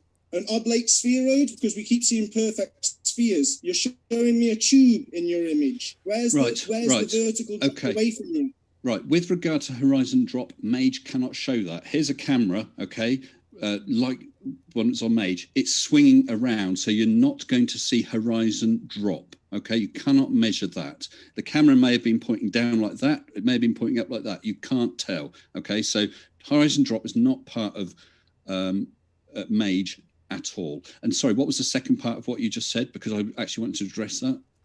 I don't know, but the Red Bull skydive didn't show any vertical drop or horizontal. Oh, right. Yeah, vertical drop. You do. Have you got any idea how much drop you're likely to see? You've got to be able to prove. You've got to be able to prove the angle of the camera Okay, if the camera is absolutely level, then you can compare, is the horizon dropped or not? Since it's on a balloon, it's swinging around. You're not going to be able to tell when it is level or not. And as I said once before, Felix Baumgartner said he could see the curve. And with Mage, yes, on the wide-angle camera, you're going to see the horizon bend and flex like crazy, like in the vast, vast majority of those high-altitude balloon flights. That's why I sent up Mage with a non-distorting camera. But perhaps we should move on, because I mean we have covered Mage. How about Buzz Aldrin on the moon? How about that? Yeah, great. You remember that photo of him in, is it the Nevada desert, where the mountains behind him look exactly like pictures of the moon mountains? And do you realise that the horizon, please keep that image on the screen so that everybody, I want everybody to pay attention.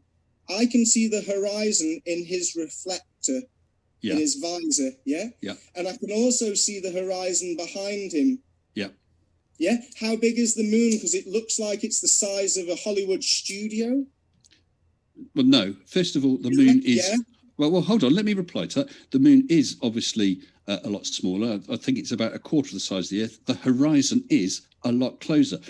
So if you're going to quote, for instance, on Earth, 8 inches per mile squared, which isn't a formula for curve, but a parabola. But if you're going to use that as the rule of thumb, on the moon, it will be a lot closer.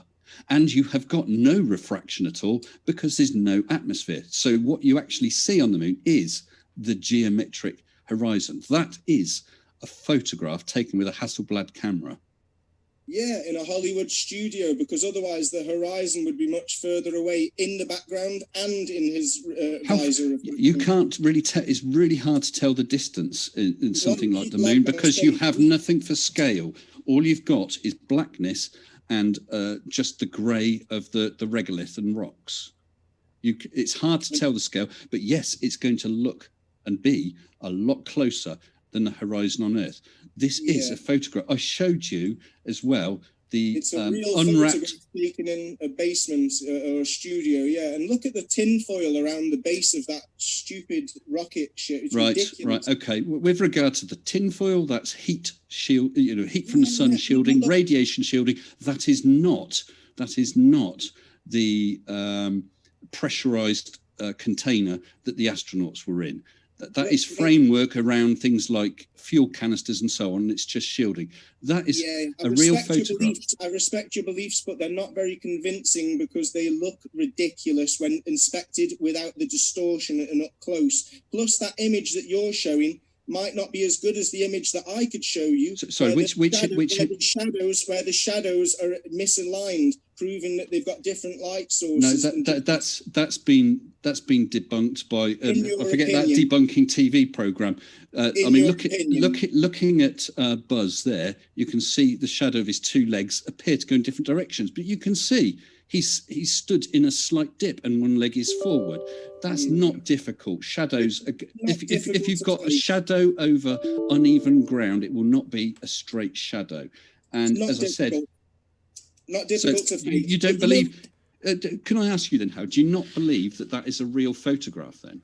It's a real photograph taken in a studio as seen by the horizon. And if I may make another point, and as seen by how dull the surface of the moon is, because when we look at the moon, it's very bright, and they're supposedly on the face of the moon. Now, hold on. How come you want to argue about an interpretation of a secondary information photo when I'm telling you that with a magnifying glass, you can manipulate the chilling effect of moonlight? Now, notice... No, let's just stick with Buzz first. Hold on. We will change. I'm happy to talk about the moonlight in a minute, but let's just finish off with Buzz first, if we may. Buzz and Neil. What about Buzz and Neil? They were Freemasons. They could have faked it in a studio. Well, if they're Freemasons or not, that's got no bearing. Could have faked it. It does, because Freemasons are known for keeping secrets. No, I'm not going to discuss. I'm not going to discuss that sort of thing. Well, I could, because I've got personal experience. I'm not going to discuss. How about discussing this? How about discussing? There you go. Look, this is an original 1969 print from NASA. This is not CGI. It's an original print.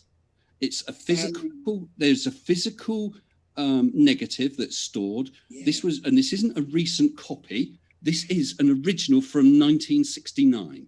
Because they've been faking it since then, bro. Wow, a real photo of a studio set, a studio scene. No. They've taken a photo. They took video too. Did you know they destroyed all of the footage, the original footage? It was in McDonald's, I saw it. And they destroyed the technology to get back to the moon. You have beliefs. You have beliefs. Right. I'm not convinced. I respect your beliefs, but my argument, my positive claim, was that skepticism is healthy and justified, and that your fanaticism is unhealthy and counterproductive. And I like 1957 Chevys, Howard. I like a 1957 Chevy, okay? Can I go out and buy one today? A brand new 1957 Chevy? No, I can't.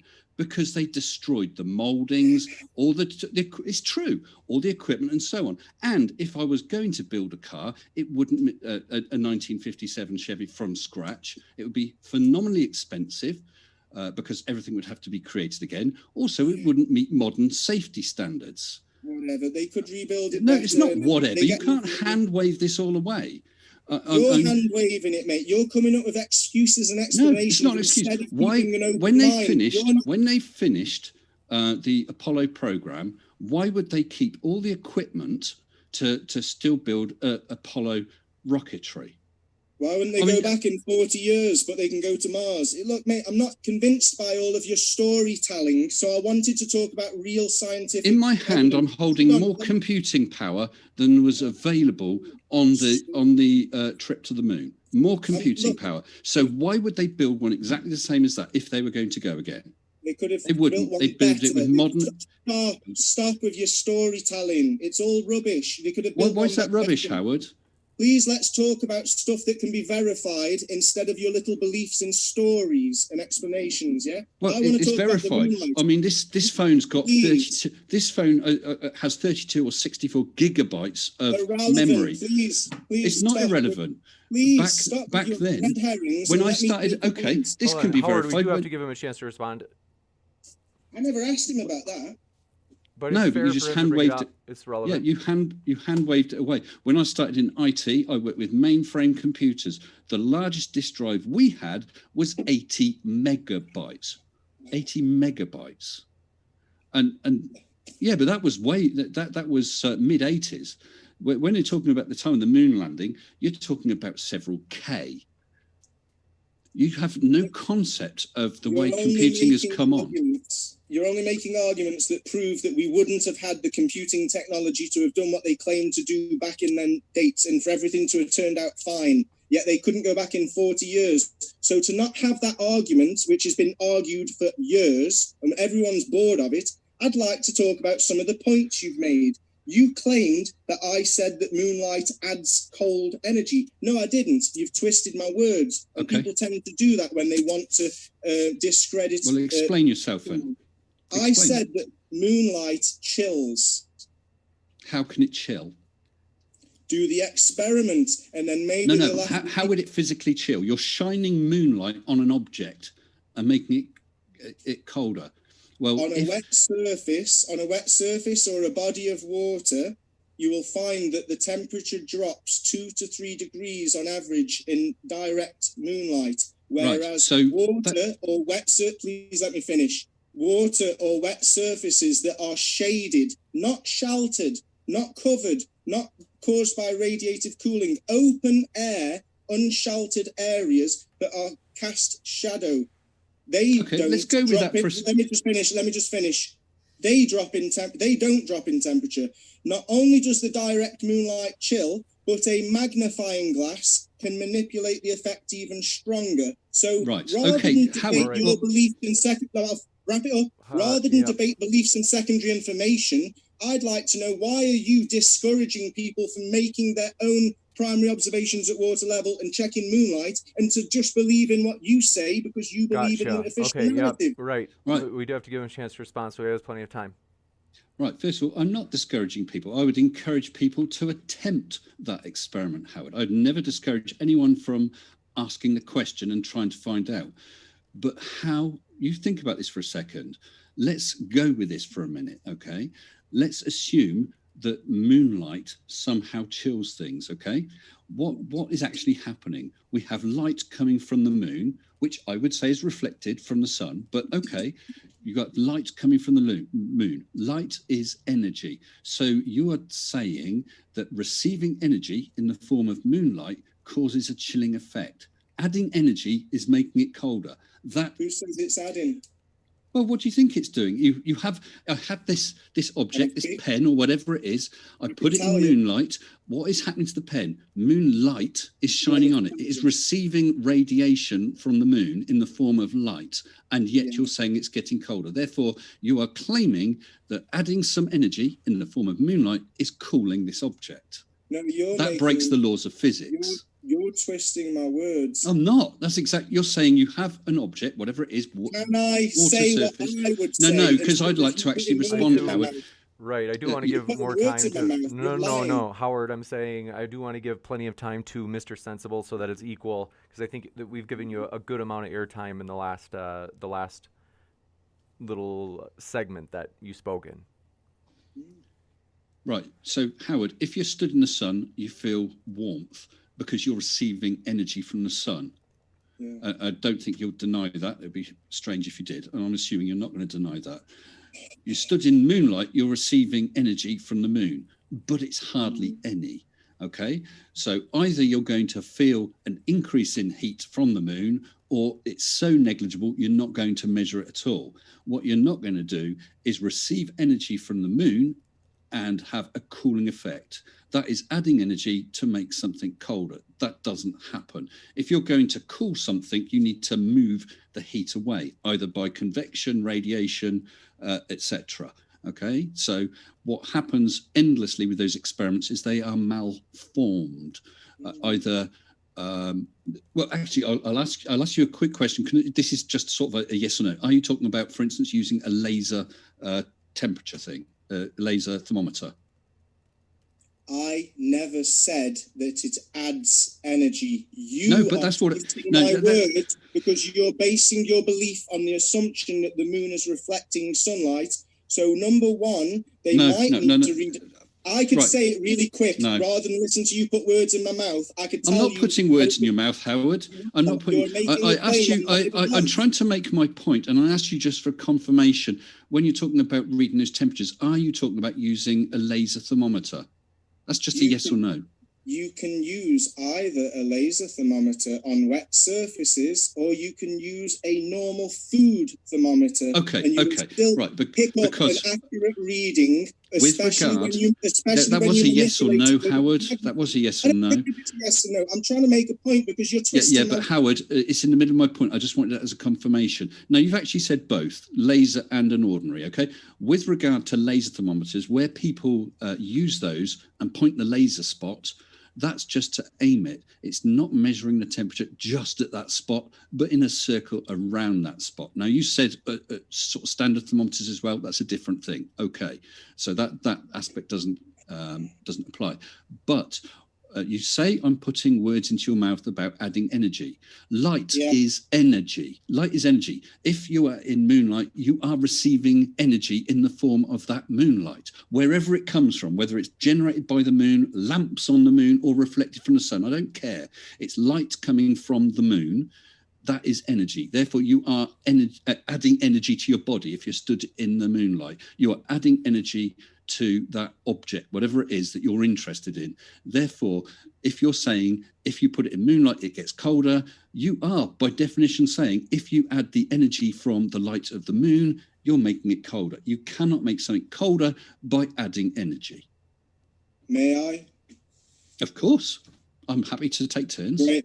I never said that it was adding energy, did I? I never said that it was giving cold light, did I? Well, what are you saying then? I'm saying that if you make the experiment for yourself, and if the people that are watching can spend half an hour during the full moon and midnight, or within a few days after the full moon, they will see that you are wrong to maintain blind faith in what you were taught to believe. Maybe the laws of thermodynamics need to be redefined. Or maybe the light isn't giving energy. Maybe like magnetism, Yeah, maybe like everything else in nature, there's polarity, there's positive and negative. So Negative maybe, light. please don't interrupt me, right? Maybe we're looking at a negative polarity of radiation that doesn't add, but rather takes energy. Okay, so there are two, please let me finish. There are two options in my mind. One is that we need to redefine the laws of thermodynamics because the experiment speaks for itself.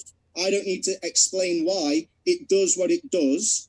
And you can try and come up with excuses and explanations for why it might do that. But I'm just recommending that people do it and make the conditions and controls as tight as they can. I made my first video indoors to trigger people, and it worked. And then after then, I've shown people that you actually do it outside in an unsheltered area, and you do wet surfaces or a body of water, and with a magnifying glass, you can amplify the effect, which proves that you are looking at the independent variable, being that moonlight chills. You're asking for a definition or a redefinition of thermodynamics. I'm not making a claim. I'm just telling you if you do the experiment, you'll get the results. We've got to go into the Q&A. And if you don't do the shortly. experiment, you'll just... And then if you don't do the experiment, you can stick to your excuses and explanations. We've got to go into the Q&A shortly. I'm jumping in just because it sounds like more rhetoric on the end. But I do want to say, I'll give you a chance to respond, Mr. Sensible. Yep. But I do want to mention, we probably will have some inner, kind of dialogue throughout the Q&A as well. So do be aware that it'll continue to some extent during the Q&A. So we will wrap up right after you give this last response, Mr. Sensible. We'll go into Q&A. And I will keep it short. I find it quite interesting. You said that we need to redefine thermodynamics or physics or whatever. Wow. Yeah. But I just want to say, just pick you up. You said about the lens. So in effect, focusing the light to increase the effect. So you're focusing energy. You're concentrating energy into a smaller area to make it even colder. That is against the laws of physics. I'll wrap up there then, James, so we can go on to not Q&A, your super chats and whatnot. You betcha. We'll jump into these question and answers. I want to say thanks so much for your questions, folks. Couple of things. One in particular, welcome to Modern Day Debate. If you have never been here, we are a neutral platform, and want to let you know, if you haven't heard about this, we are pumped. First time we've had an official, legitimate ghost hunter who is going to be on the show this month. That's going to be an epic one that you see at the bottom right of your screen. You don't want to miss that one. Hit that subscribe button and that notification bell, as that's going to be a juicy one on whether or not ghosts exist. And so with that, thanks for your question. This one coming in from Fight the Flat Earth says, where's your firsthand evidence of your claims, Howard? In the video that I showed. Sadly, that's the point, James. When that conspiracy cats had finished talking, you skipped my actual primary observation that everyone can see in Benidorm. It's 20 miles, streetlights, no problem, every day, every night. This one coming in from, thanks for your question, Udaf Heku says, can universal healthcare work on a flat earth? If so, why can't we get it in America?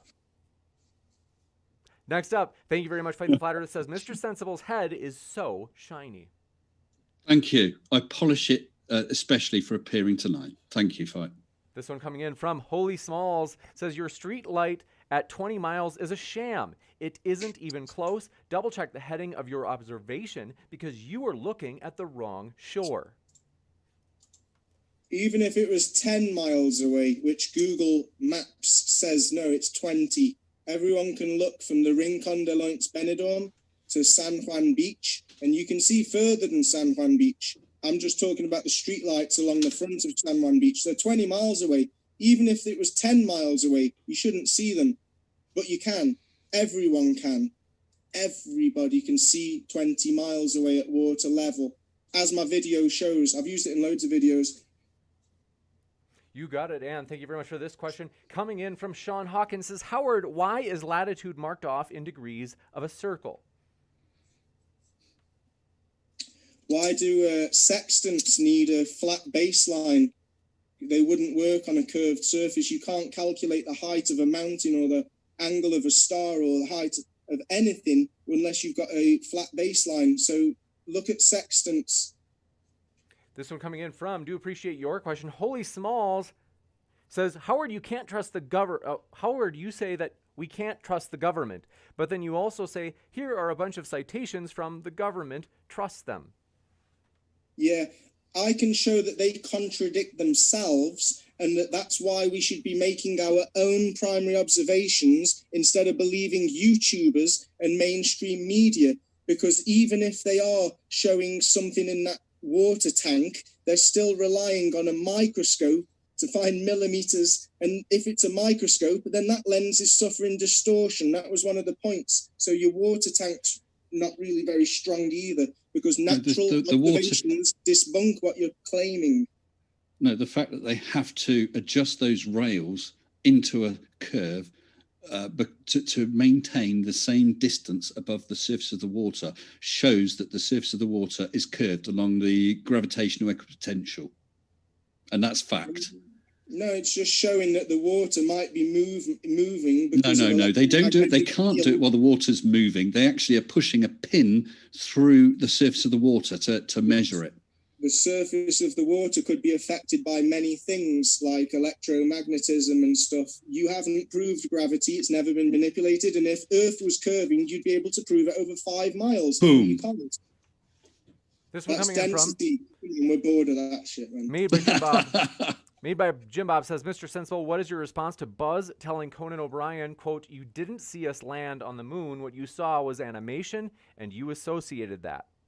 Yeah, I have seen that clip, but I've only seen that little clip. I haven't seen the full interview, so I can't really comment. But I also know that when he was accused of lying by some guy, Buzz punched him out because he wasn't lying. And as I said, I have an original 1969 photograph autographed by Buzz Aldrin. I have zero doubt that we went to the moon. Every time someone has tried to debunk it, they have failed. Yeah, that's right, Howard. You do it. That's it. That's fanaticism. Hail Sagan. Hail Sagan. Thank you for your honesty. You have no doubt. That makes you a fanatic. No, I have no doubt. I'm open to it. But yeah, I'm open to it because if you're not open to being wrong, then you are perhaps fanatical. I'm open to it, but you need the evidence, and not just a small piece of evidence. It would have to be a great big piece of evidence because it's got to counteract all the other evidence that we have. Like, for instance, probes have now orbited the moon and photographed the equipment that was left there, including the trails made by the astronauts. That's independent verification there. That's a story, mate. It's a story. Well, you can go nutter, but I don't care. I'm not saying I'm showing physical reproducible evidence that contradicts the secondary information. I'm making primary observations, first-hand evidence from manipulating moonlight with a magnifying glass. Looking at any star, they all come into focus at the same zoom distance, yet you want to believe... They're point sources of light. They're point sources of light. And incidentally, in your presentation, you had all those stars looking like watery blobs. I don't know who took those photos, but they can't use a camera. You can get exactly the same effect if you film like a car tail light at a distance at night. Have it out of focus, it will look just like those stars. Learn to camera. Must go on to the next one. This one, Fight the Flat Earth says, let's see. Made by Jim Bob says, sensible, unknowingly standing on a massive, wait, did I read that one? Massive 3D trapezoid. Can I use the stars in trigonometry to tell me I'm standing on a massive trapezoid? I have no idea, but you can tell that you're on a sphere because, for instance, if you take measurements of the altitude of Polaris as you move every 69 miles away, it will drop 1 degree until you're at the equator, which is at 90 degrees, and it's at the horizon. That equates to a surface of the sphere and no other shape. Gotcha. And of course, you've got 2 points of stellar rotation in the night sky. We've got one for you, for you, Howard. Fight the Flat Earth says, did Howard say geometrical? Is that what you said, Howard, in your opening? Maybe I meant geometric. I'm a little bit dyslexic, so, I prefer that people don't take the mick out of that and just address the argument rather than me as a person. Fight the Flat Earth says, stop censoring Harold. Who is Harold? It's just another immature little way to discourage people from speaking out, because when you speak out, you get ridiculed by famous YouTubers that have got fake subs. This one coming in from Rodent No Last Name says, Mr. Sensible, if you do Mage 3, please have a full grid of quote-unquote string across the camera view, at least 6 in the horizontal and 6 in the vertical. Yeah, Mage 3, I am thinking on Mage 3. I appreciate what you're saying, I really do. And if I was going to try and show the curve of the Earth again, I would do something like that to try and evidence the fact that there's no distortion even more so. However, if I do a Mage 3, it's probably going to be to show something else. And I may as well mention it now since it came up. Possibly, if I do a Mage 3, I will do it to try and show horizon drop. But that's actually trickier than you think, because I'm going to need some sort of gyroscope on the camera. And that would be interesting. But thank you for that, and I'd encourage everyone to have a look at my Mage 3 experiment. I've got a playlist on my channel, one of which is about Mage, and is a video called Mage, What Shape is the Earth? That's the video to watch to see the evidence and the argument, and I'd encourage people to look at that. Thank you.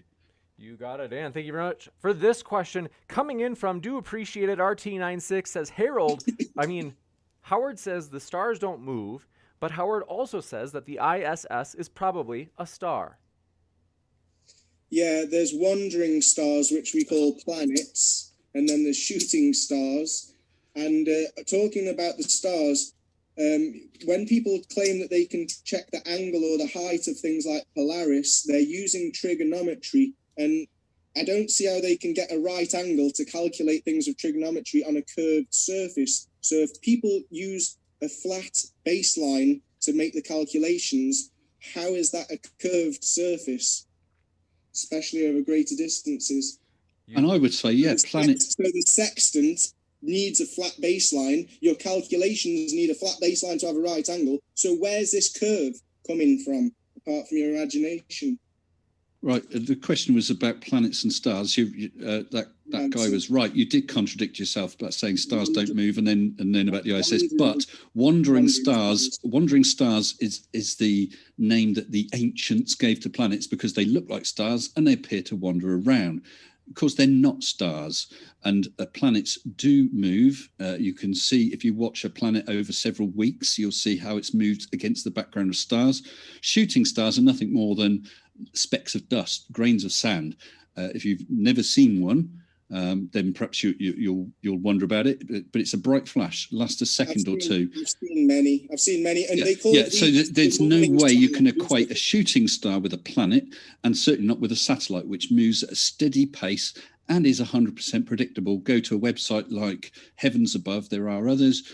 You put in your location, it will tell you what satellites are going to come across, when, whereabouts, how bright, exact times. Since the question Nothing was like for you, shooting stars. Since the question was for you, Howard, I'll give you the last word on this one, and then we have to go to the next question. Use an astrolabe to predict where stars are. Yeah, that's great. And let's talk about Venus, which you call a planet, yet the ancient called Lucifer. And the Vatican owned the biggest telescope in the world and called that Lucifer, to stare at Lucifer, Venus, because it's a wandering star and it flickers even when it's high above the horizon, when the sun's behind it after sunset, or when the sun's behind it before the sunrise. So yeah, we see flickering evidence that Venus is not what we've been told or where we've been told, because it's blatantly flickering bright when the sun's behind it. This one, because it's a star. This one from Fight the Flat Earth says, Howard is lying. I sent him 5 pictures of UK from space. Is this true? I put them in my video. They're ridiculous. They're all odd, and none of them show any sign of cities, and none of them can be backdated. Like I say, people keep trying to show me cities and backdating them. I'd like to see a whole country. Show me a photo of a whole country. Is it that difficult? Well, Howard, if you took that one of those photos of the UK, maximised to your screen, I don't know what screen resolution you run at. I don't know, 1024 by 768, 768 pixels up. Would you expect to see details of the growth of a city on that scale? You won't, because it would either be the size of a pixel or two with a major city. Any towns or cities smaller than that will be sub-pixel size. You're not going to see it. You only got 768 pixels up at that screen res. Didn't you see Simon Dan's video of Shanghai over 5 years? Come on, mate. Well, I saw it in your evidence, but then I showed you cities growing from satellites. You went, nah. I went to Google Earth to the level where it's showing satellite views of various things, including Dubai. You went, nah. Whole country. I'll give you the last word here, Howard, then we got to go to the next one. I'm getting the same response from you as I did Simon Dan. I'm asking to see the changes of a whole country. One photo of a whole country once a year at night time. Go back 5 or 10 years and let's see this difference that Simon Dan already proved you would see in places like Shanghai. Even from outer space, you would see the massive city development over 5 years. But we don't, because there are no photos of a whole country. There are only photos of cities and composite images of whole countries or cartoons. Thank you. I do want to backtrack. Earlier, you had said that I didn't show your footage. The reason that I had jumped through your opening video, partly, like a minute of it or so, was I had mentioned beforehand, video is okay where you explain it to the audience, but when you are pulling in audio of other people's content, that's why I skipped ahead. So it was nothing personal. It's nothing about James, flat Earth. It's purely... I just want to be sure that that everybody knows the actual reason that I wasn't trying to be a jerk. Now, I understand your reasons. I just wish you'd taken my word, because I want to come back on this show. I wouldn't jeopardize our personal relationship on this one show. This is a battle, but I'm hoping to help win the war. So I appreciate you. Apologize. I accept your apology. And just so you know, the whole thing about conspiracy cats, that I do have a photo to show on the very start of my video that he did give me permission, but never mind that.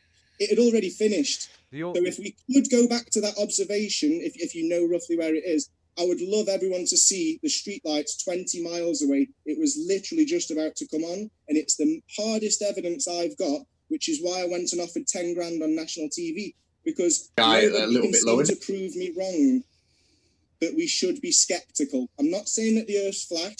I'm saying that we should be skeptical, and that all of this satire and sarcasm and ridicule, it only leads to hatred, division, and the whole approach that Mr. Sensible... Okay, well, here, okay, now you're just using this to try to steal time. So my point wasn't an apology. It was just so everybody knew the reason why I did skip over that content.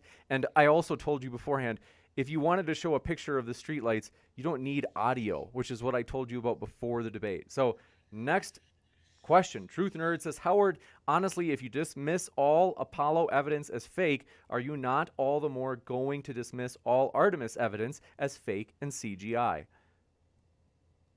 If people can show first-hand evidence, reproducible primary observations that could support the secondary information that NASA, SpaceX, and Virgin, who owns an island, Galactic, are promoting as real, I don't see any first-hand observations to support the secondary information that all these YouTubers that we're debating are promoting that we should follow and trust with blind faith.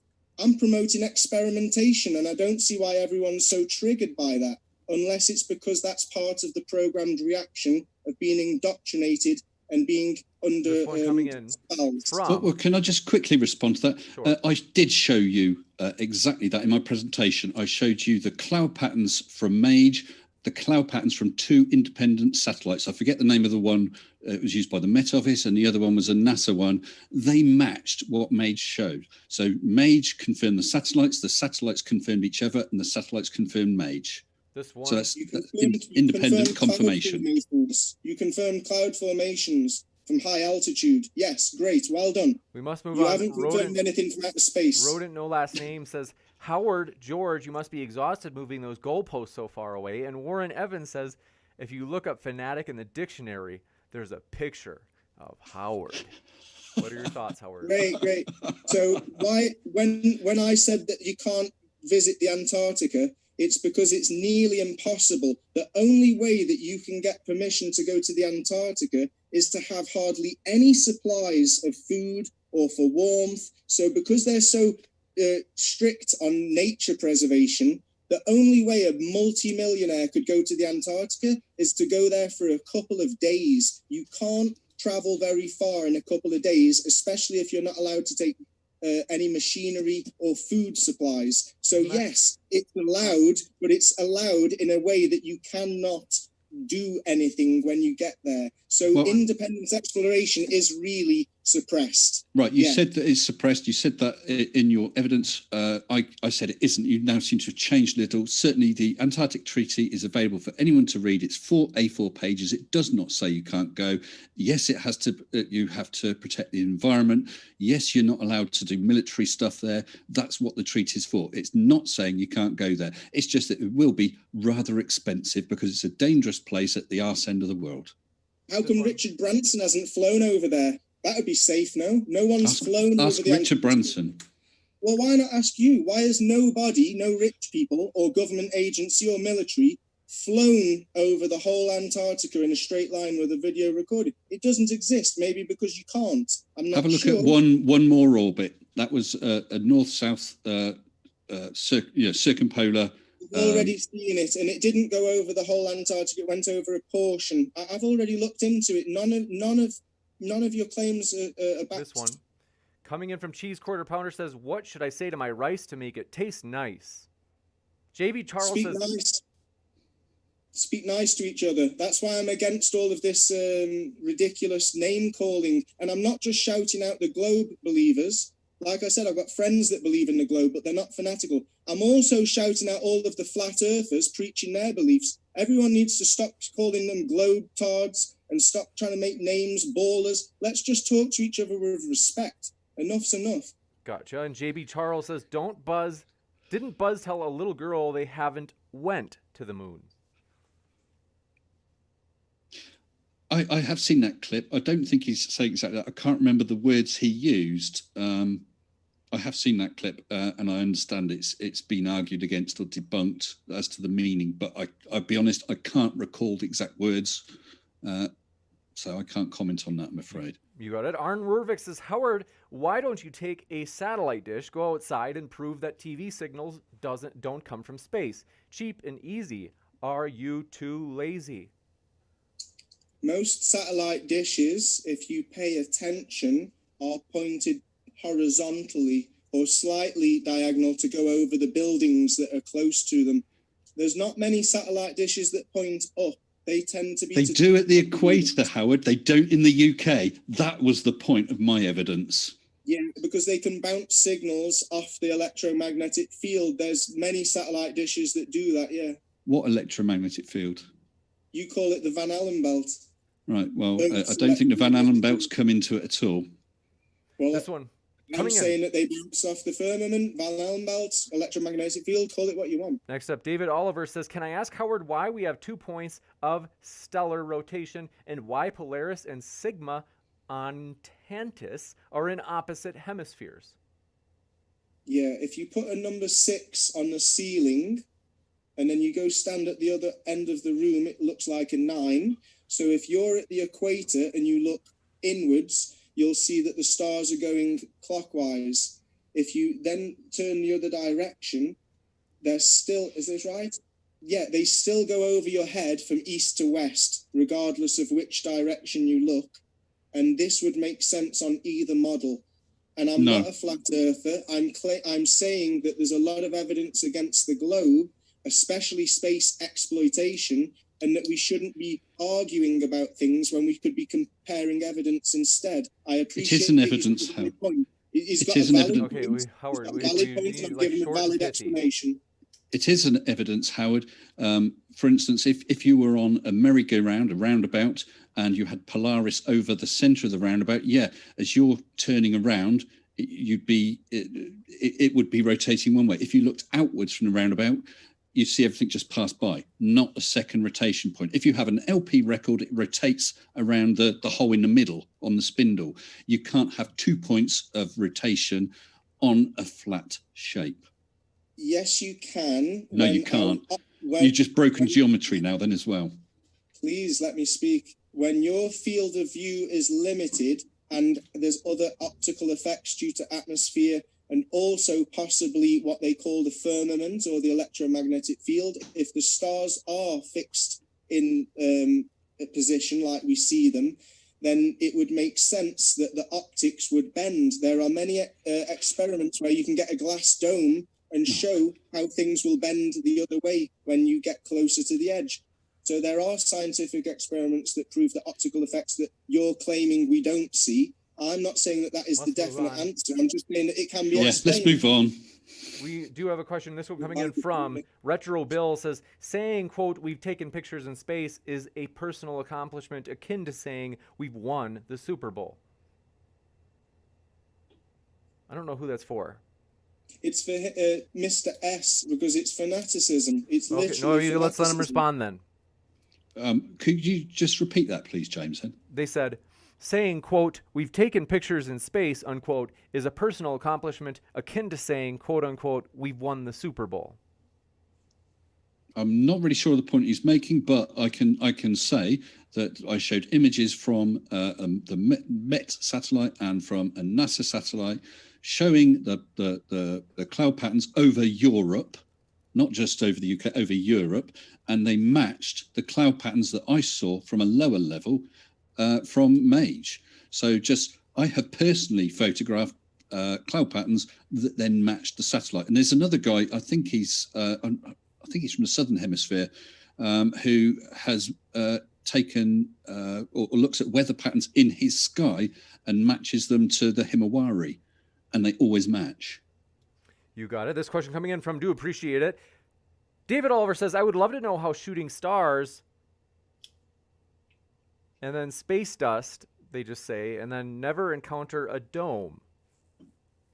I think he's getting, where does it come from? Where do meteors and meteorites and shooting stars come from if there's some form of dome, which I think is aimed at Howard? Thanks for that. Electromagnetic flares and stuff, because we've never seen any physical evidence. All these craters are empty. There's never anything in them. Yeah, you know why? I've been to Meteor Crater. It's huge. I've heard the Well, this one's actually for you, Mr. Sensible. They said, made by Jim Bob says, you didn't answer. If unknowingly standing on a massive trapezoid, can we use stars and trigonometry to tell us it's a trapezoid that we're standing on? I suppose you can with enough observations in the mathematics. I wouldn't be able to do it right here and right now. But just as you can show, for instance, as I said about Polaris dropping in the sky 1 degree, so on, you could do those calculations. But across with maths, yes, you could do it with the measurements. You would be able to show if you're on a trapezoid. You got it. And M. Doug says, has anybody mentioned the Southern Cross star formation yet, which is visible due south from every southern hemispheric country? Which works on a globe Earth, but doesn't work on any other shape. Well, I've heard different people argue that point and say that it isn't visible from different southern parts of the world, and that it's also not a fixed, like Polaris is fixed dead center. So I've heard lots of different arguments about the Southern Cross. Yes, Southern Cross isn't. There is no southern polar star. That Cygnus Octantis is very, very close to the southern solar point. Southern Cross is further away and is used as a pointer towards it, like the Big Dipper is used in the north towards Polaris. So it circles around it, but you can see it from South America, from Australia, and so on. But you're looking in different directions if the Earth was flat. I appreciate you're not saying it's flat, but I think that's a get out. But there you go. I've heard other people from Australia say that that isn't true, and people from Argentina say that that is not true. So I haven't been there myself, so I can't argue it. But I can say that I've seen video evidence of someone in Florida, someone in Australia, and someone I think in South Africa, all looking at the moon at the same time, which doesn't make sense on a globe. There's lots of evidence to support to justify skepticism. This one coming in from Warren Evans says, if Howard used a digital camera to film his experiments, then all his evidence is CGI, as the information from the camera has to be processed by a computer. I'm asking people to make an observation with their naked eye. You can see further than 5 miles and there's no vertical drop. You don't lose landscape due to curvature after 5 miles. There should be 5 meters of drop. You can look along the coast You can look along out to an island, or you can even find salt flats and places where you can see more than 5 miles. You should easily be able to prove there's 5 meters drop over 5 miles. They can't. So that should cause people to be skeptic about what we've been taught. This coming in from Eric Nelson says, is Howard Australian? Why hasn't he fallen off? I think they mean the planet. Yeah, I don't know what shape Earth is. It could be that the ice wall of the Antarctica that we've seen lots of video footage of. We could say that the Antarctica's forever. We could say that there's a firmament like the Truman Show. Or we could say that we're inside a globe-shaped model, like a cosmic egg that the Quran talks about, and that maybe we're inside a multi-dimensional Earth, that like the Pac-Man, you can keep going one way, and you technically appear on the other side of the screen, because we can't comprehend things in a higher dimension than 3D. This one coming in. You could say all that, or you could also say that the Earth is about to be eaten by a mutant star goat. But there's no evidence for that, is there? There is evidence that nobody's flown from the south again. Sean Hawkins says QF14. Does anybody know what this means? Yep, it's a flight. I think it was from, it may be in Sydney to South America that went direct and crossed a portion of the Antarctic. Yeah, that one time in band camp. So who's to say that they didn't pay the people to just go along with the narrative? It was a one-time thing. Why isn't it a very common flight? Why do they fly so far around? You can argue forever with me, but the fact is, you haven't got nothing that you could manipulate. No first-hand evidence. Dr. Stories. Dr. Chaos says, Howard, if a triangle has sides that are lengths 1, 1, and 1, how many sides does a triangle have? Sorry, I don't understand. If the triangle has, it's a triangle and each side is 1 inch, let's say, theoretically, then how many sides does the triangle have? Am I supposed to say there's 3 lines in a triangle? I don't really see the relevance, to be honest. I'm not bothered by riddles. I think it's just like, how many lines is, like, how many lines does a square have? We'd say 4. How many lines does a triangle have? I think it's a play on the other question, Howard. If you've got a triangle with sides 1, 1, 1, what are the internal angles? Yeah, I've heard that on a sphere, the angles would be more than 108. Is that right? No, but we're just talking about, we're not talking about a spherical triangle, just a triangle. If it has sides 1, 1, 1, what are the internal angles? That's a different question, but... Yeah, but that was a play on... Yeah, if I remember right, there's 108. And over a spherical object or surface, it would be more than 108. But nobody's ever done that. It's all just calculations and published numbers. No one's actually got any first-hand evidence of what they're talking about. It's all calculations. It's in your imagination. Yeah, Wolfie 6020 has done the flight plans for a flight heading south to 90 degrees east to 90 degrees and get back to where he started. That's a triangle with 3... internal angles of 90 degrees. This one coming in from, do appreciate your question. Last minute one, sliding in at the last moment. David Oliver says, Howard, would you say the southern hemisphere is on the other side of the disk? So why is it not called atmoplane? Your answers don't make sense. Yeah, we need to redefine a lot of stuff. Maybe a lot of theories are obsolete. But has anyone noticed that an analemma, the path that the sun makes over a whole year, makes a figure 8, but it's not an even figure 8. The southern hemisphere takes a much larger part of the anema that we see over a year, which suggests that the southern hemisphere, it has to travel a lot further and faster. But I'm not a flat earther. I'm just saying that there is evidence that, doesn't make sense on a globe there. Yeah, well, the Earth tilts. That's why there's that effect. Yeah, but we see the same stars, the Belt of Orion, align with the pyramids of Giza, no matter what time of year, no matter what year, throughout the course of history, recorded in carved stone. Come back in 20,000 years and they won't align. Let me say it quickly. If we're tilted on our axis, we're looking away from the sun that way, up. 6 months later, we're looking tilted slightly down, yeah? A different direction down, a different direction up compared to where the sun is. We still see that 3 stars of Orion cross the path in the sky at exactly the same place at the same angle, and they align with the 3 pyramids of Giza after thousands of years. That doesn't make sense on your globe tilted model, does it? Yeah, it does, because of scale. But if there's any shops open near you right now, Howard, I would go along and see if you can purchase some Ds, because you need 3D. We want to say thank you very much, folks, for tuning in. Our guests are linked in the description.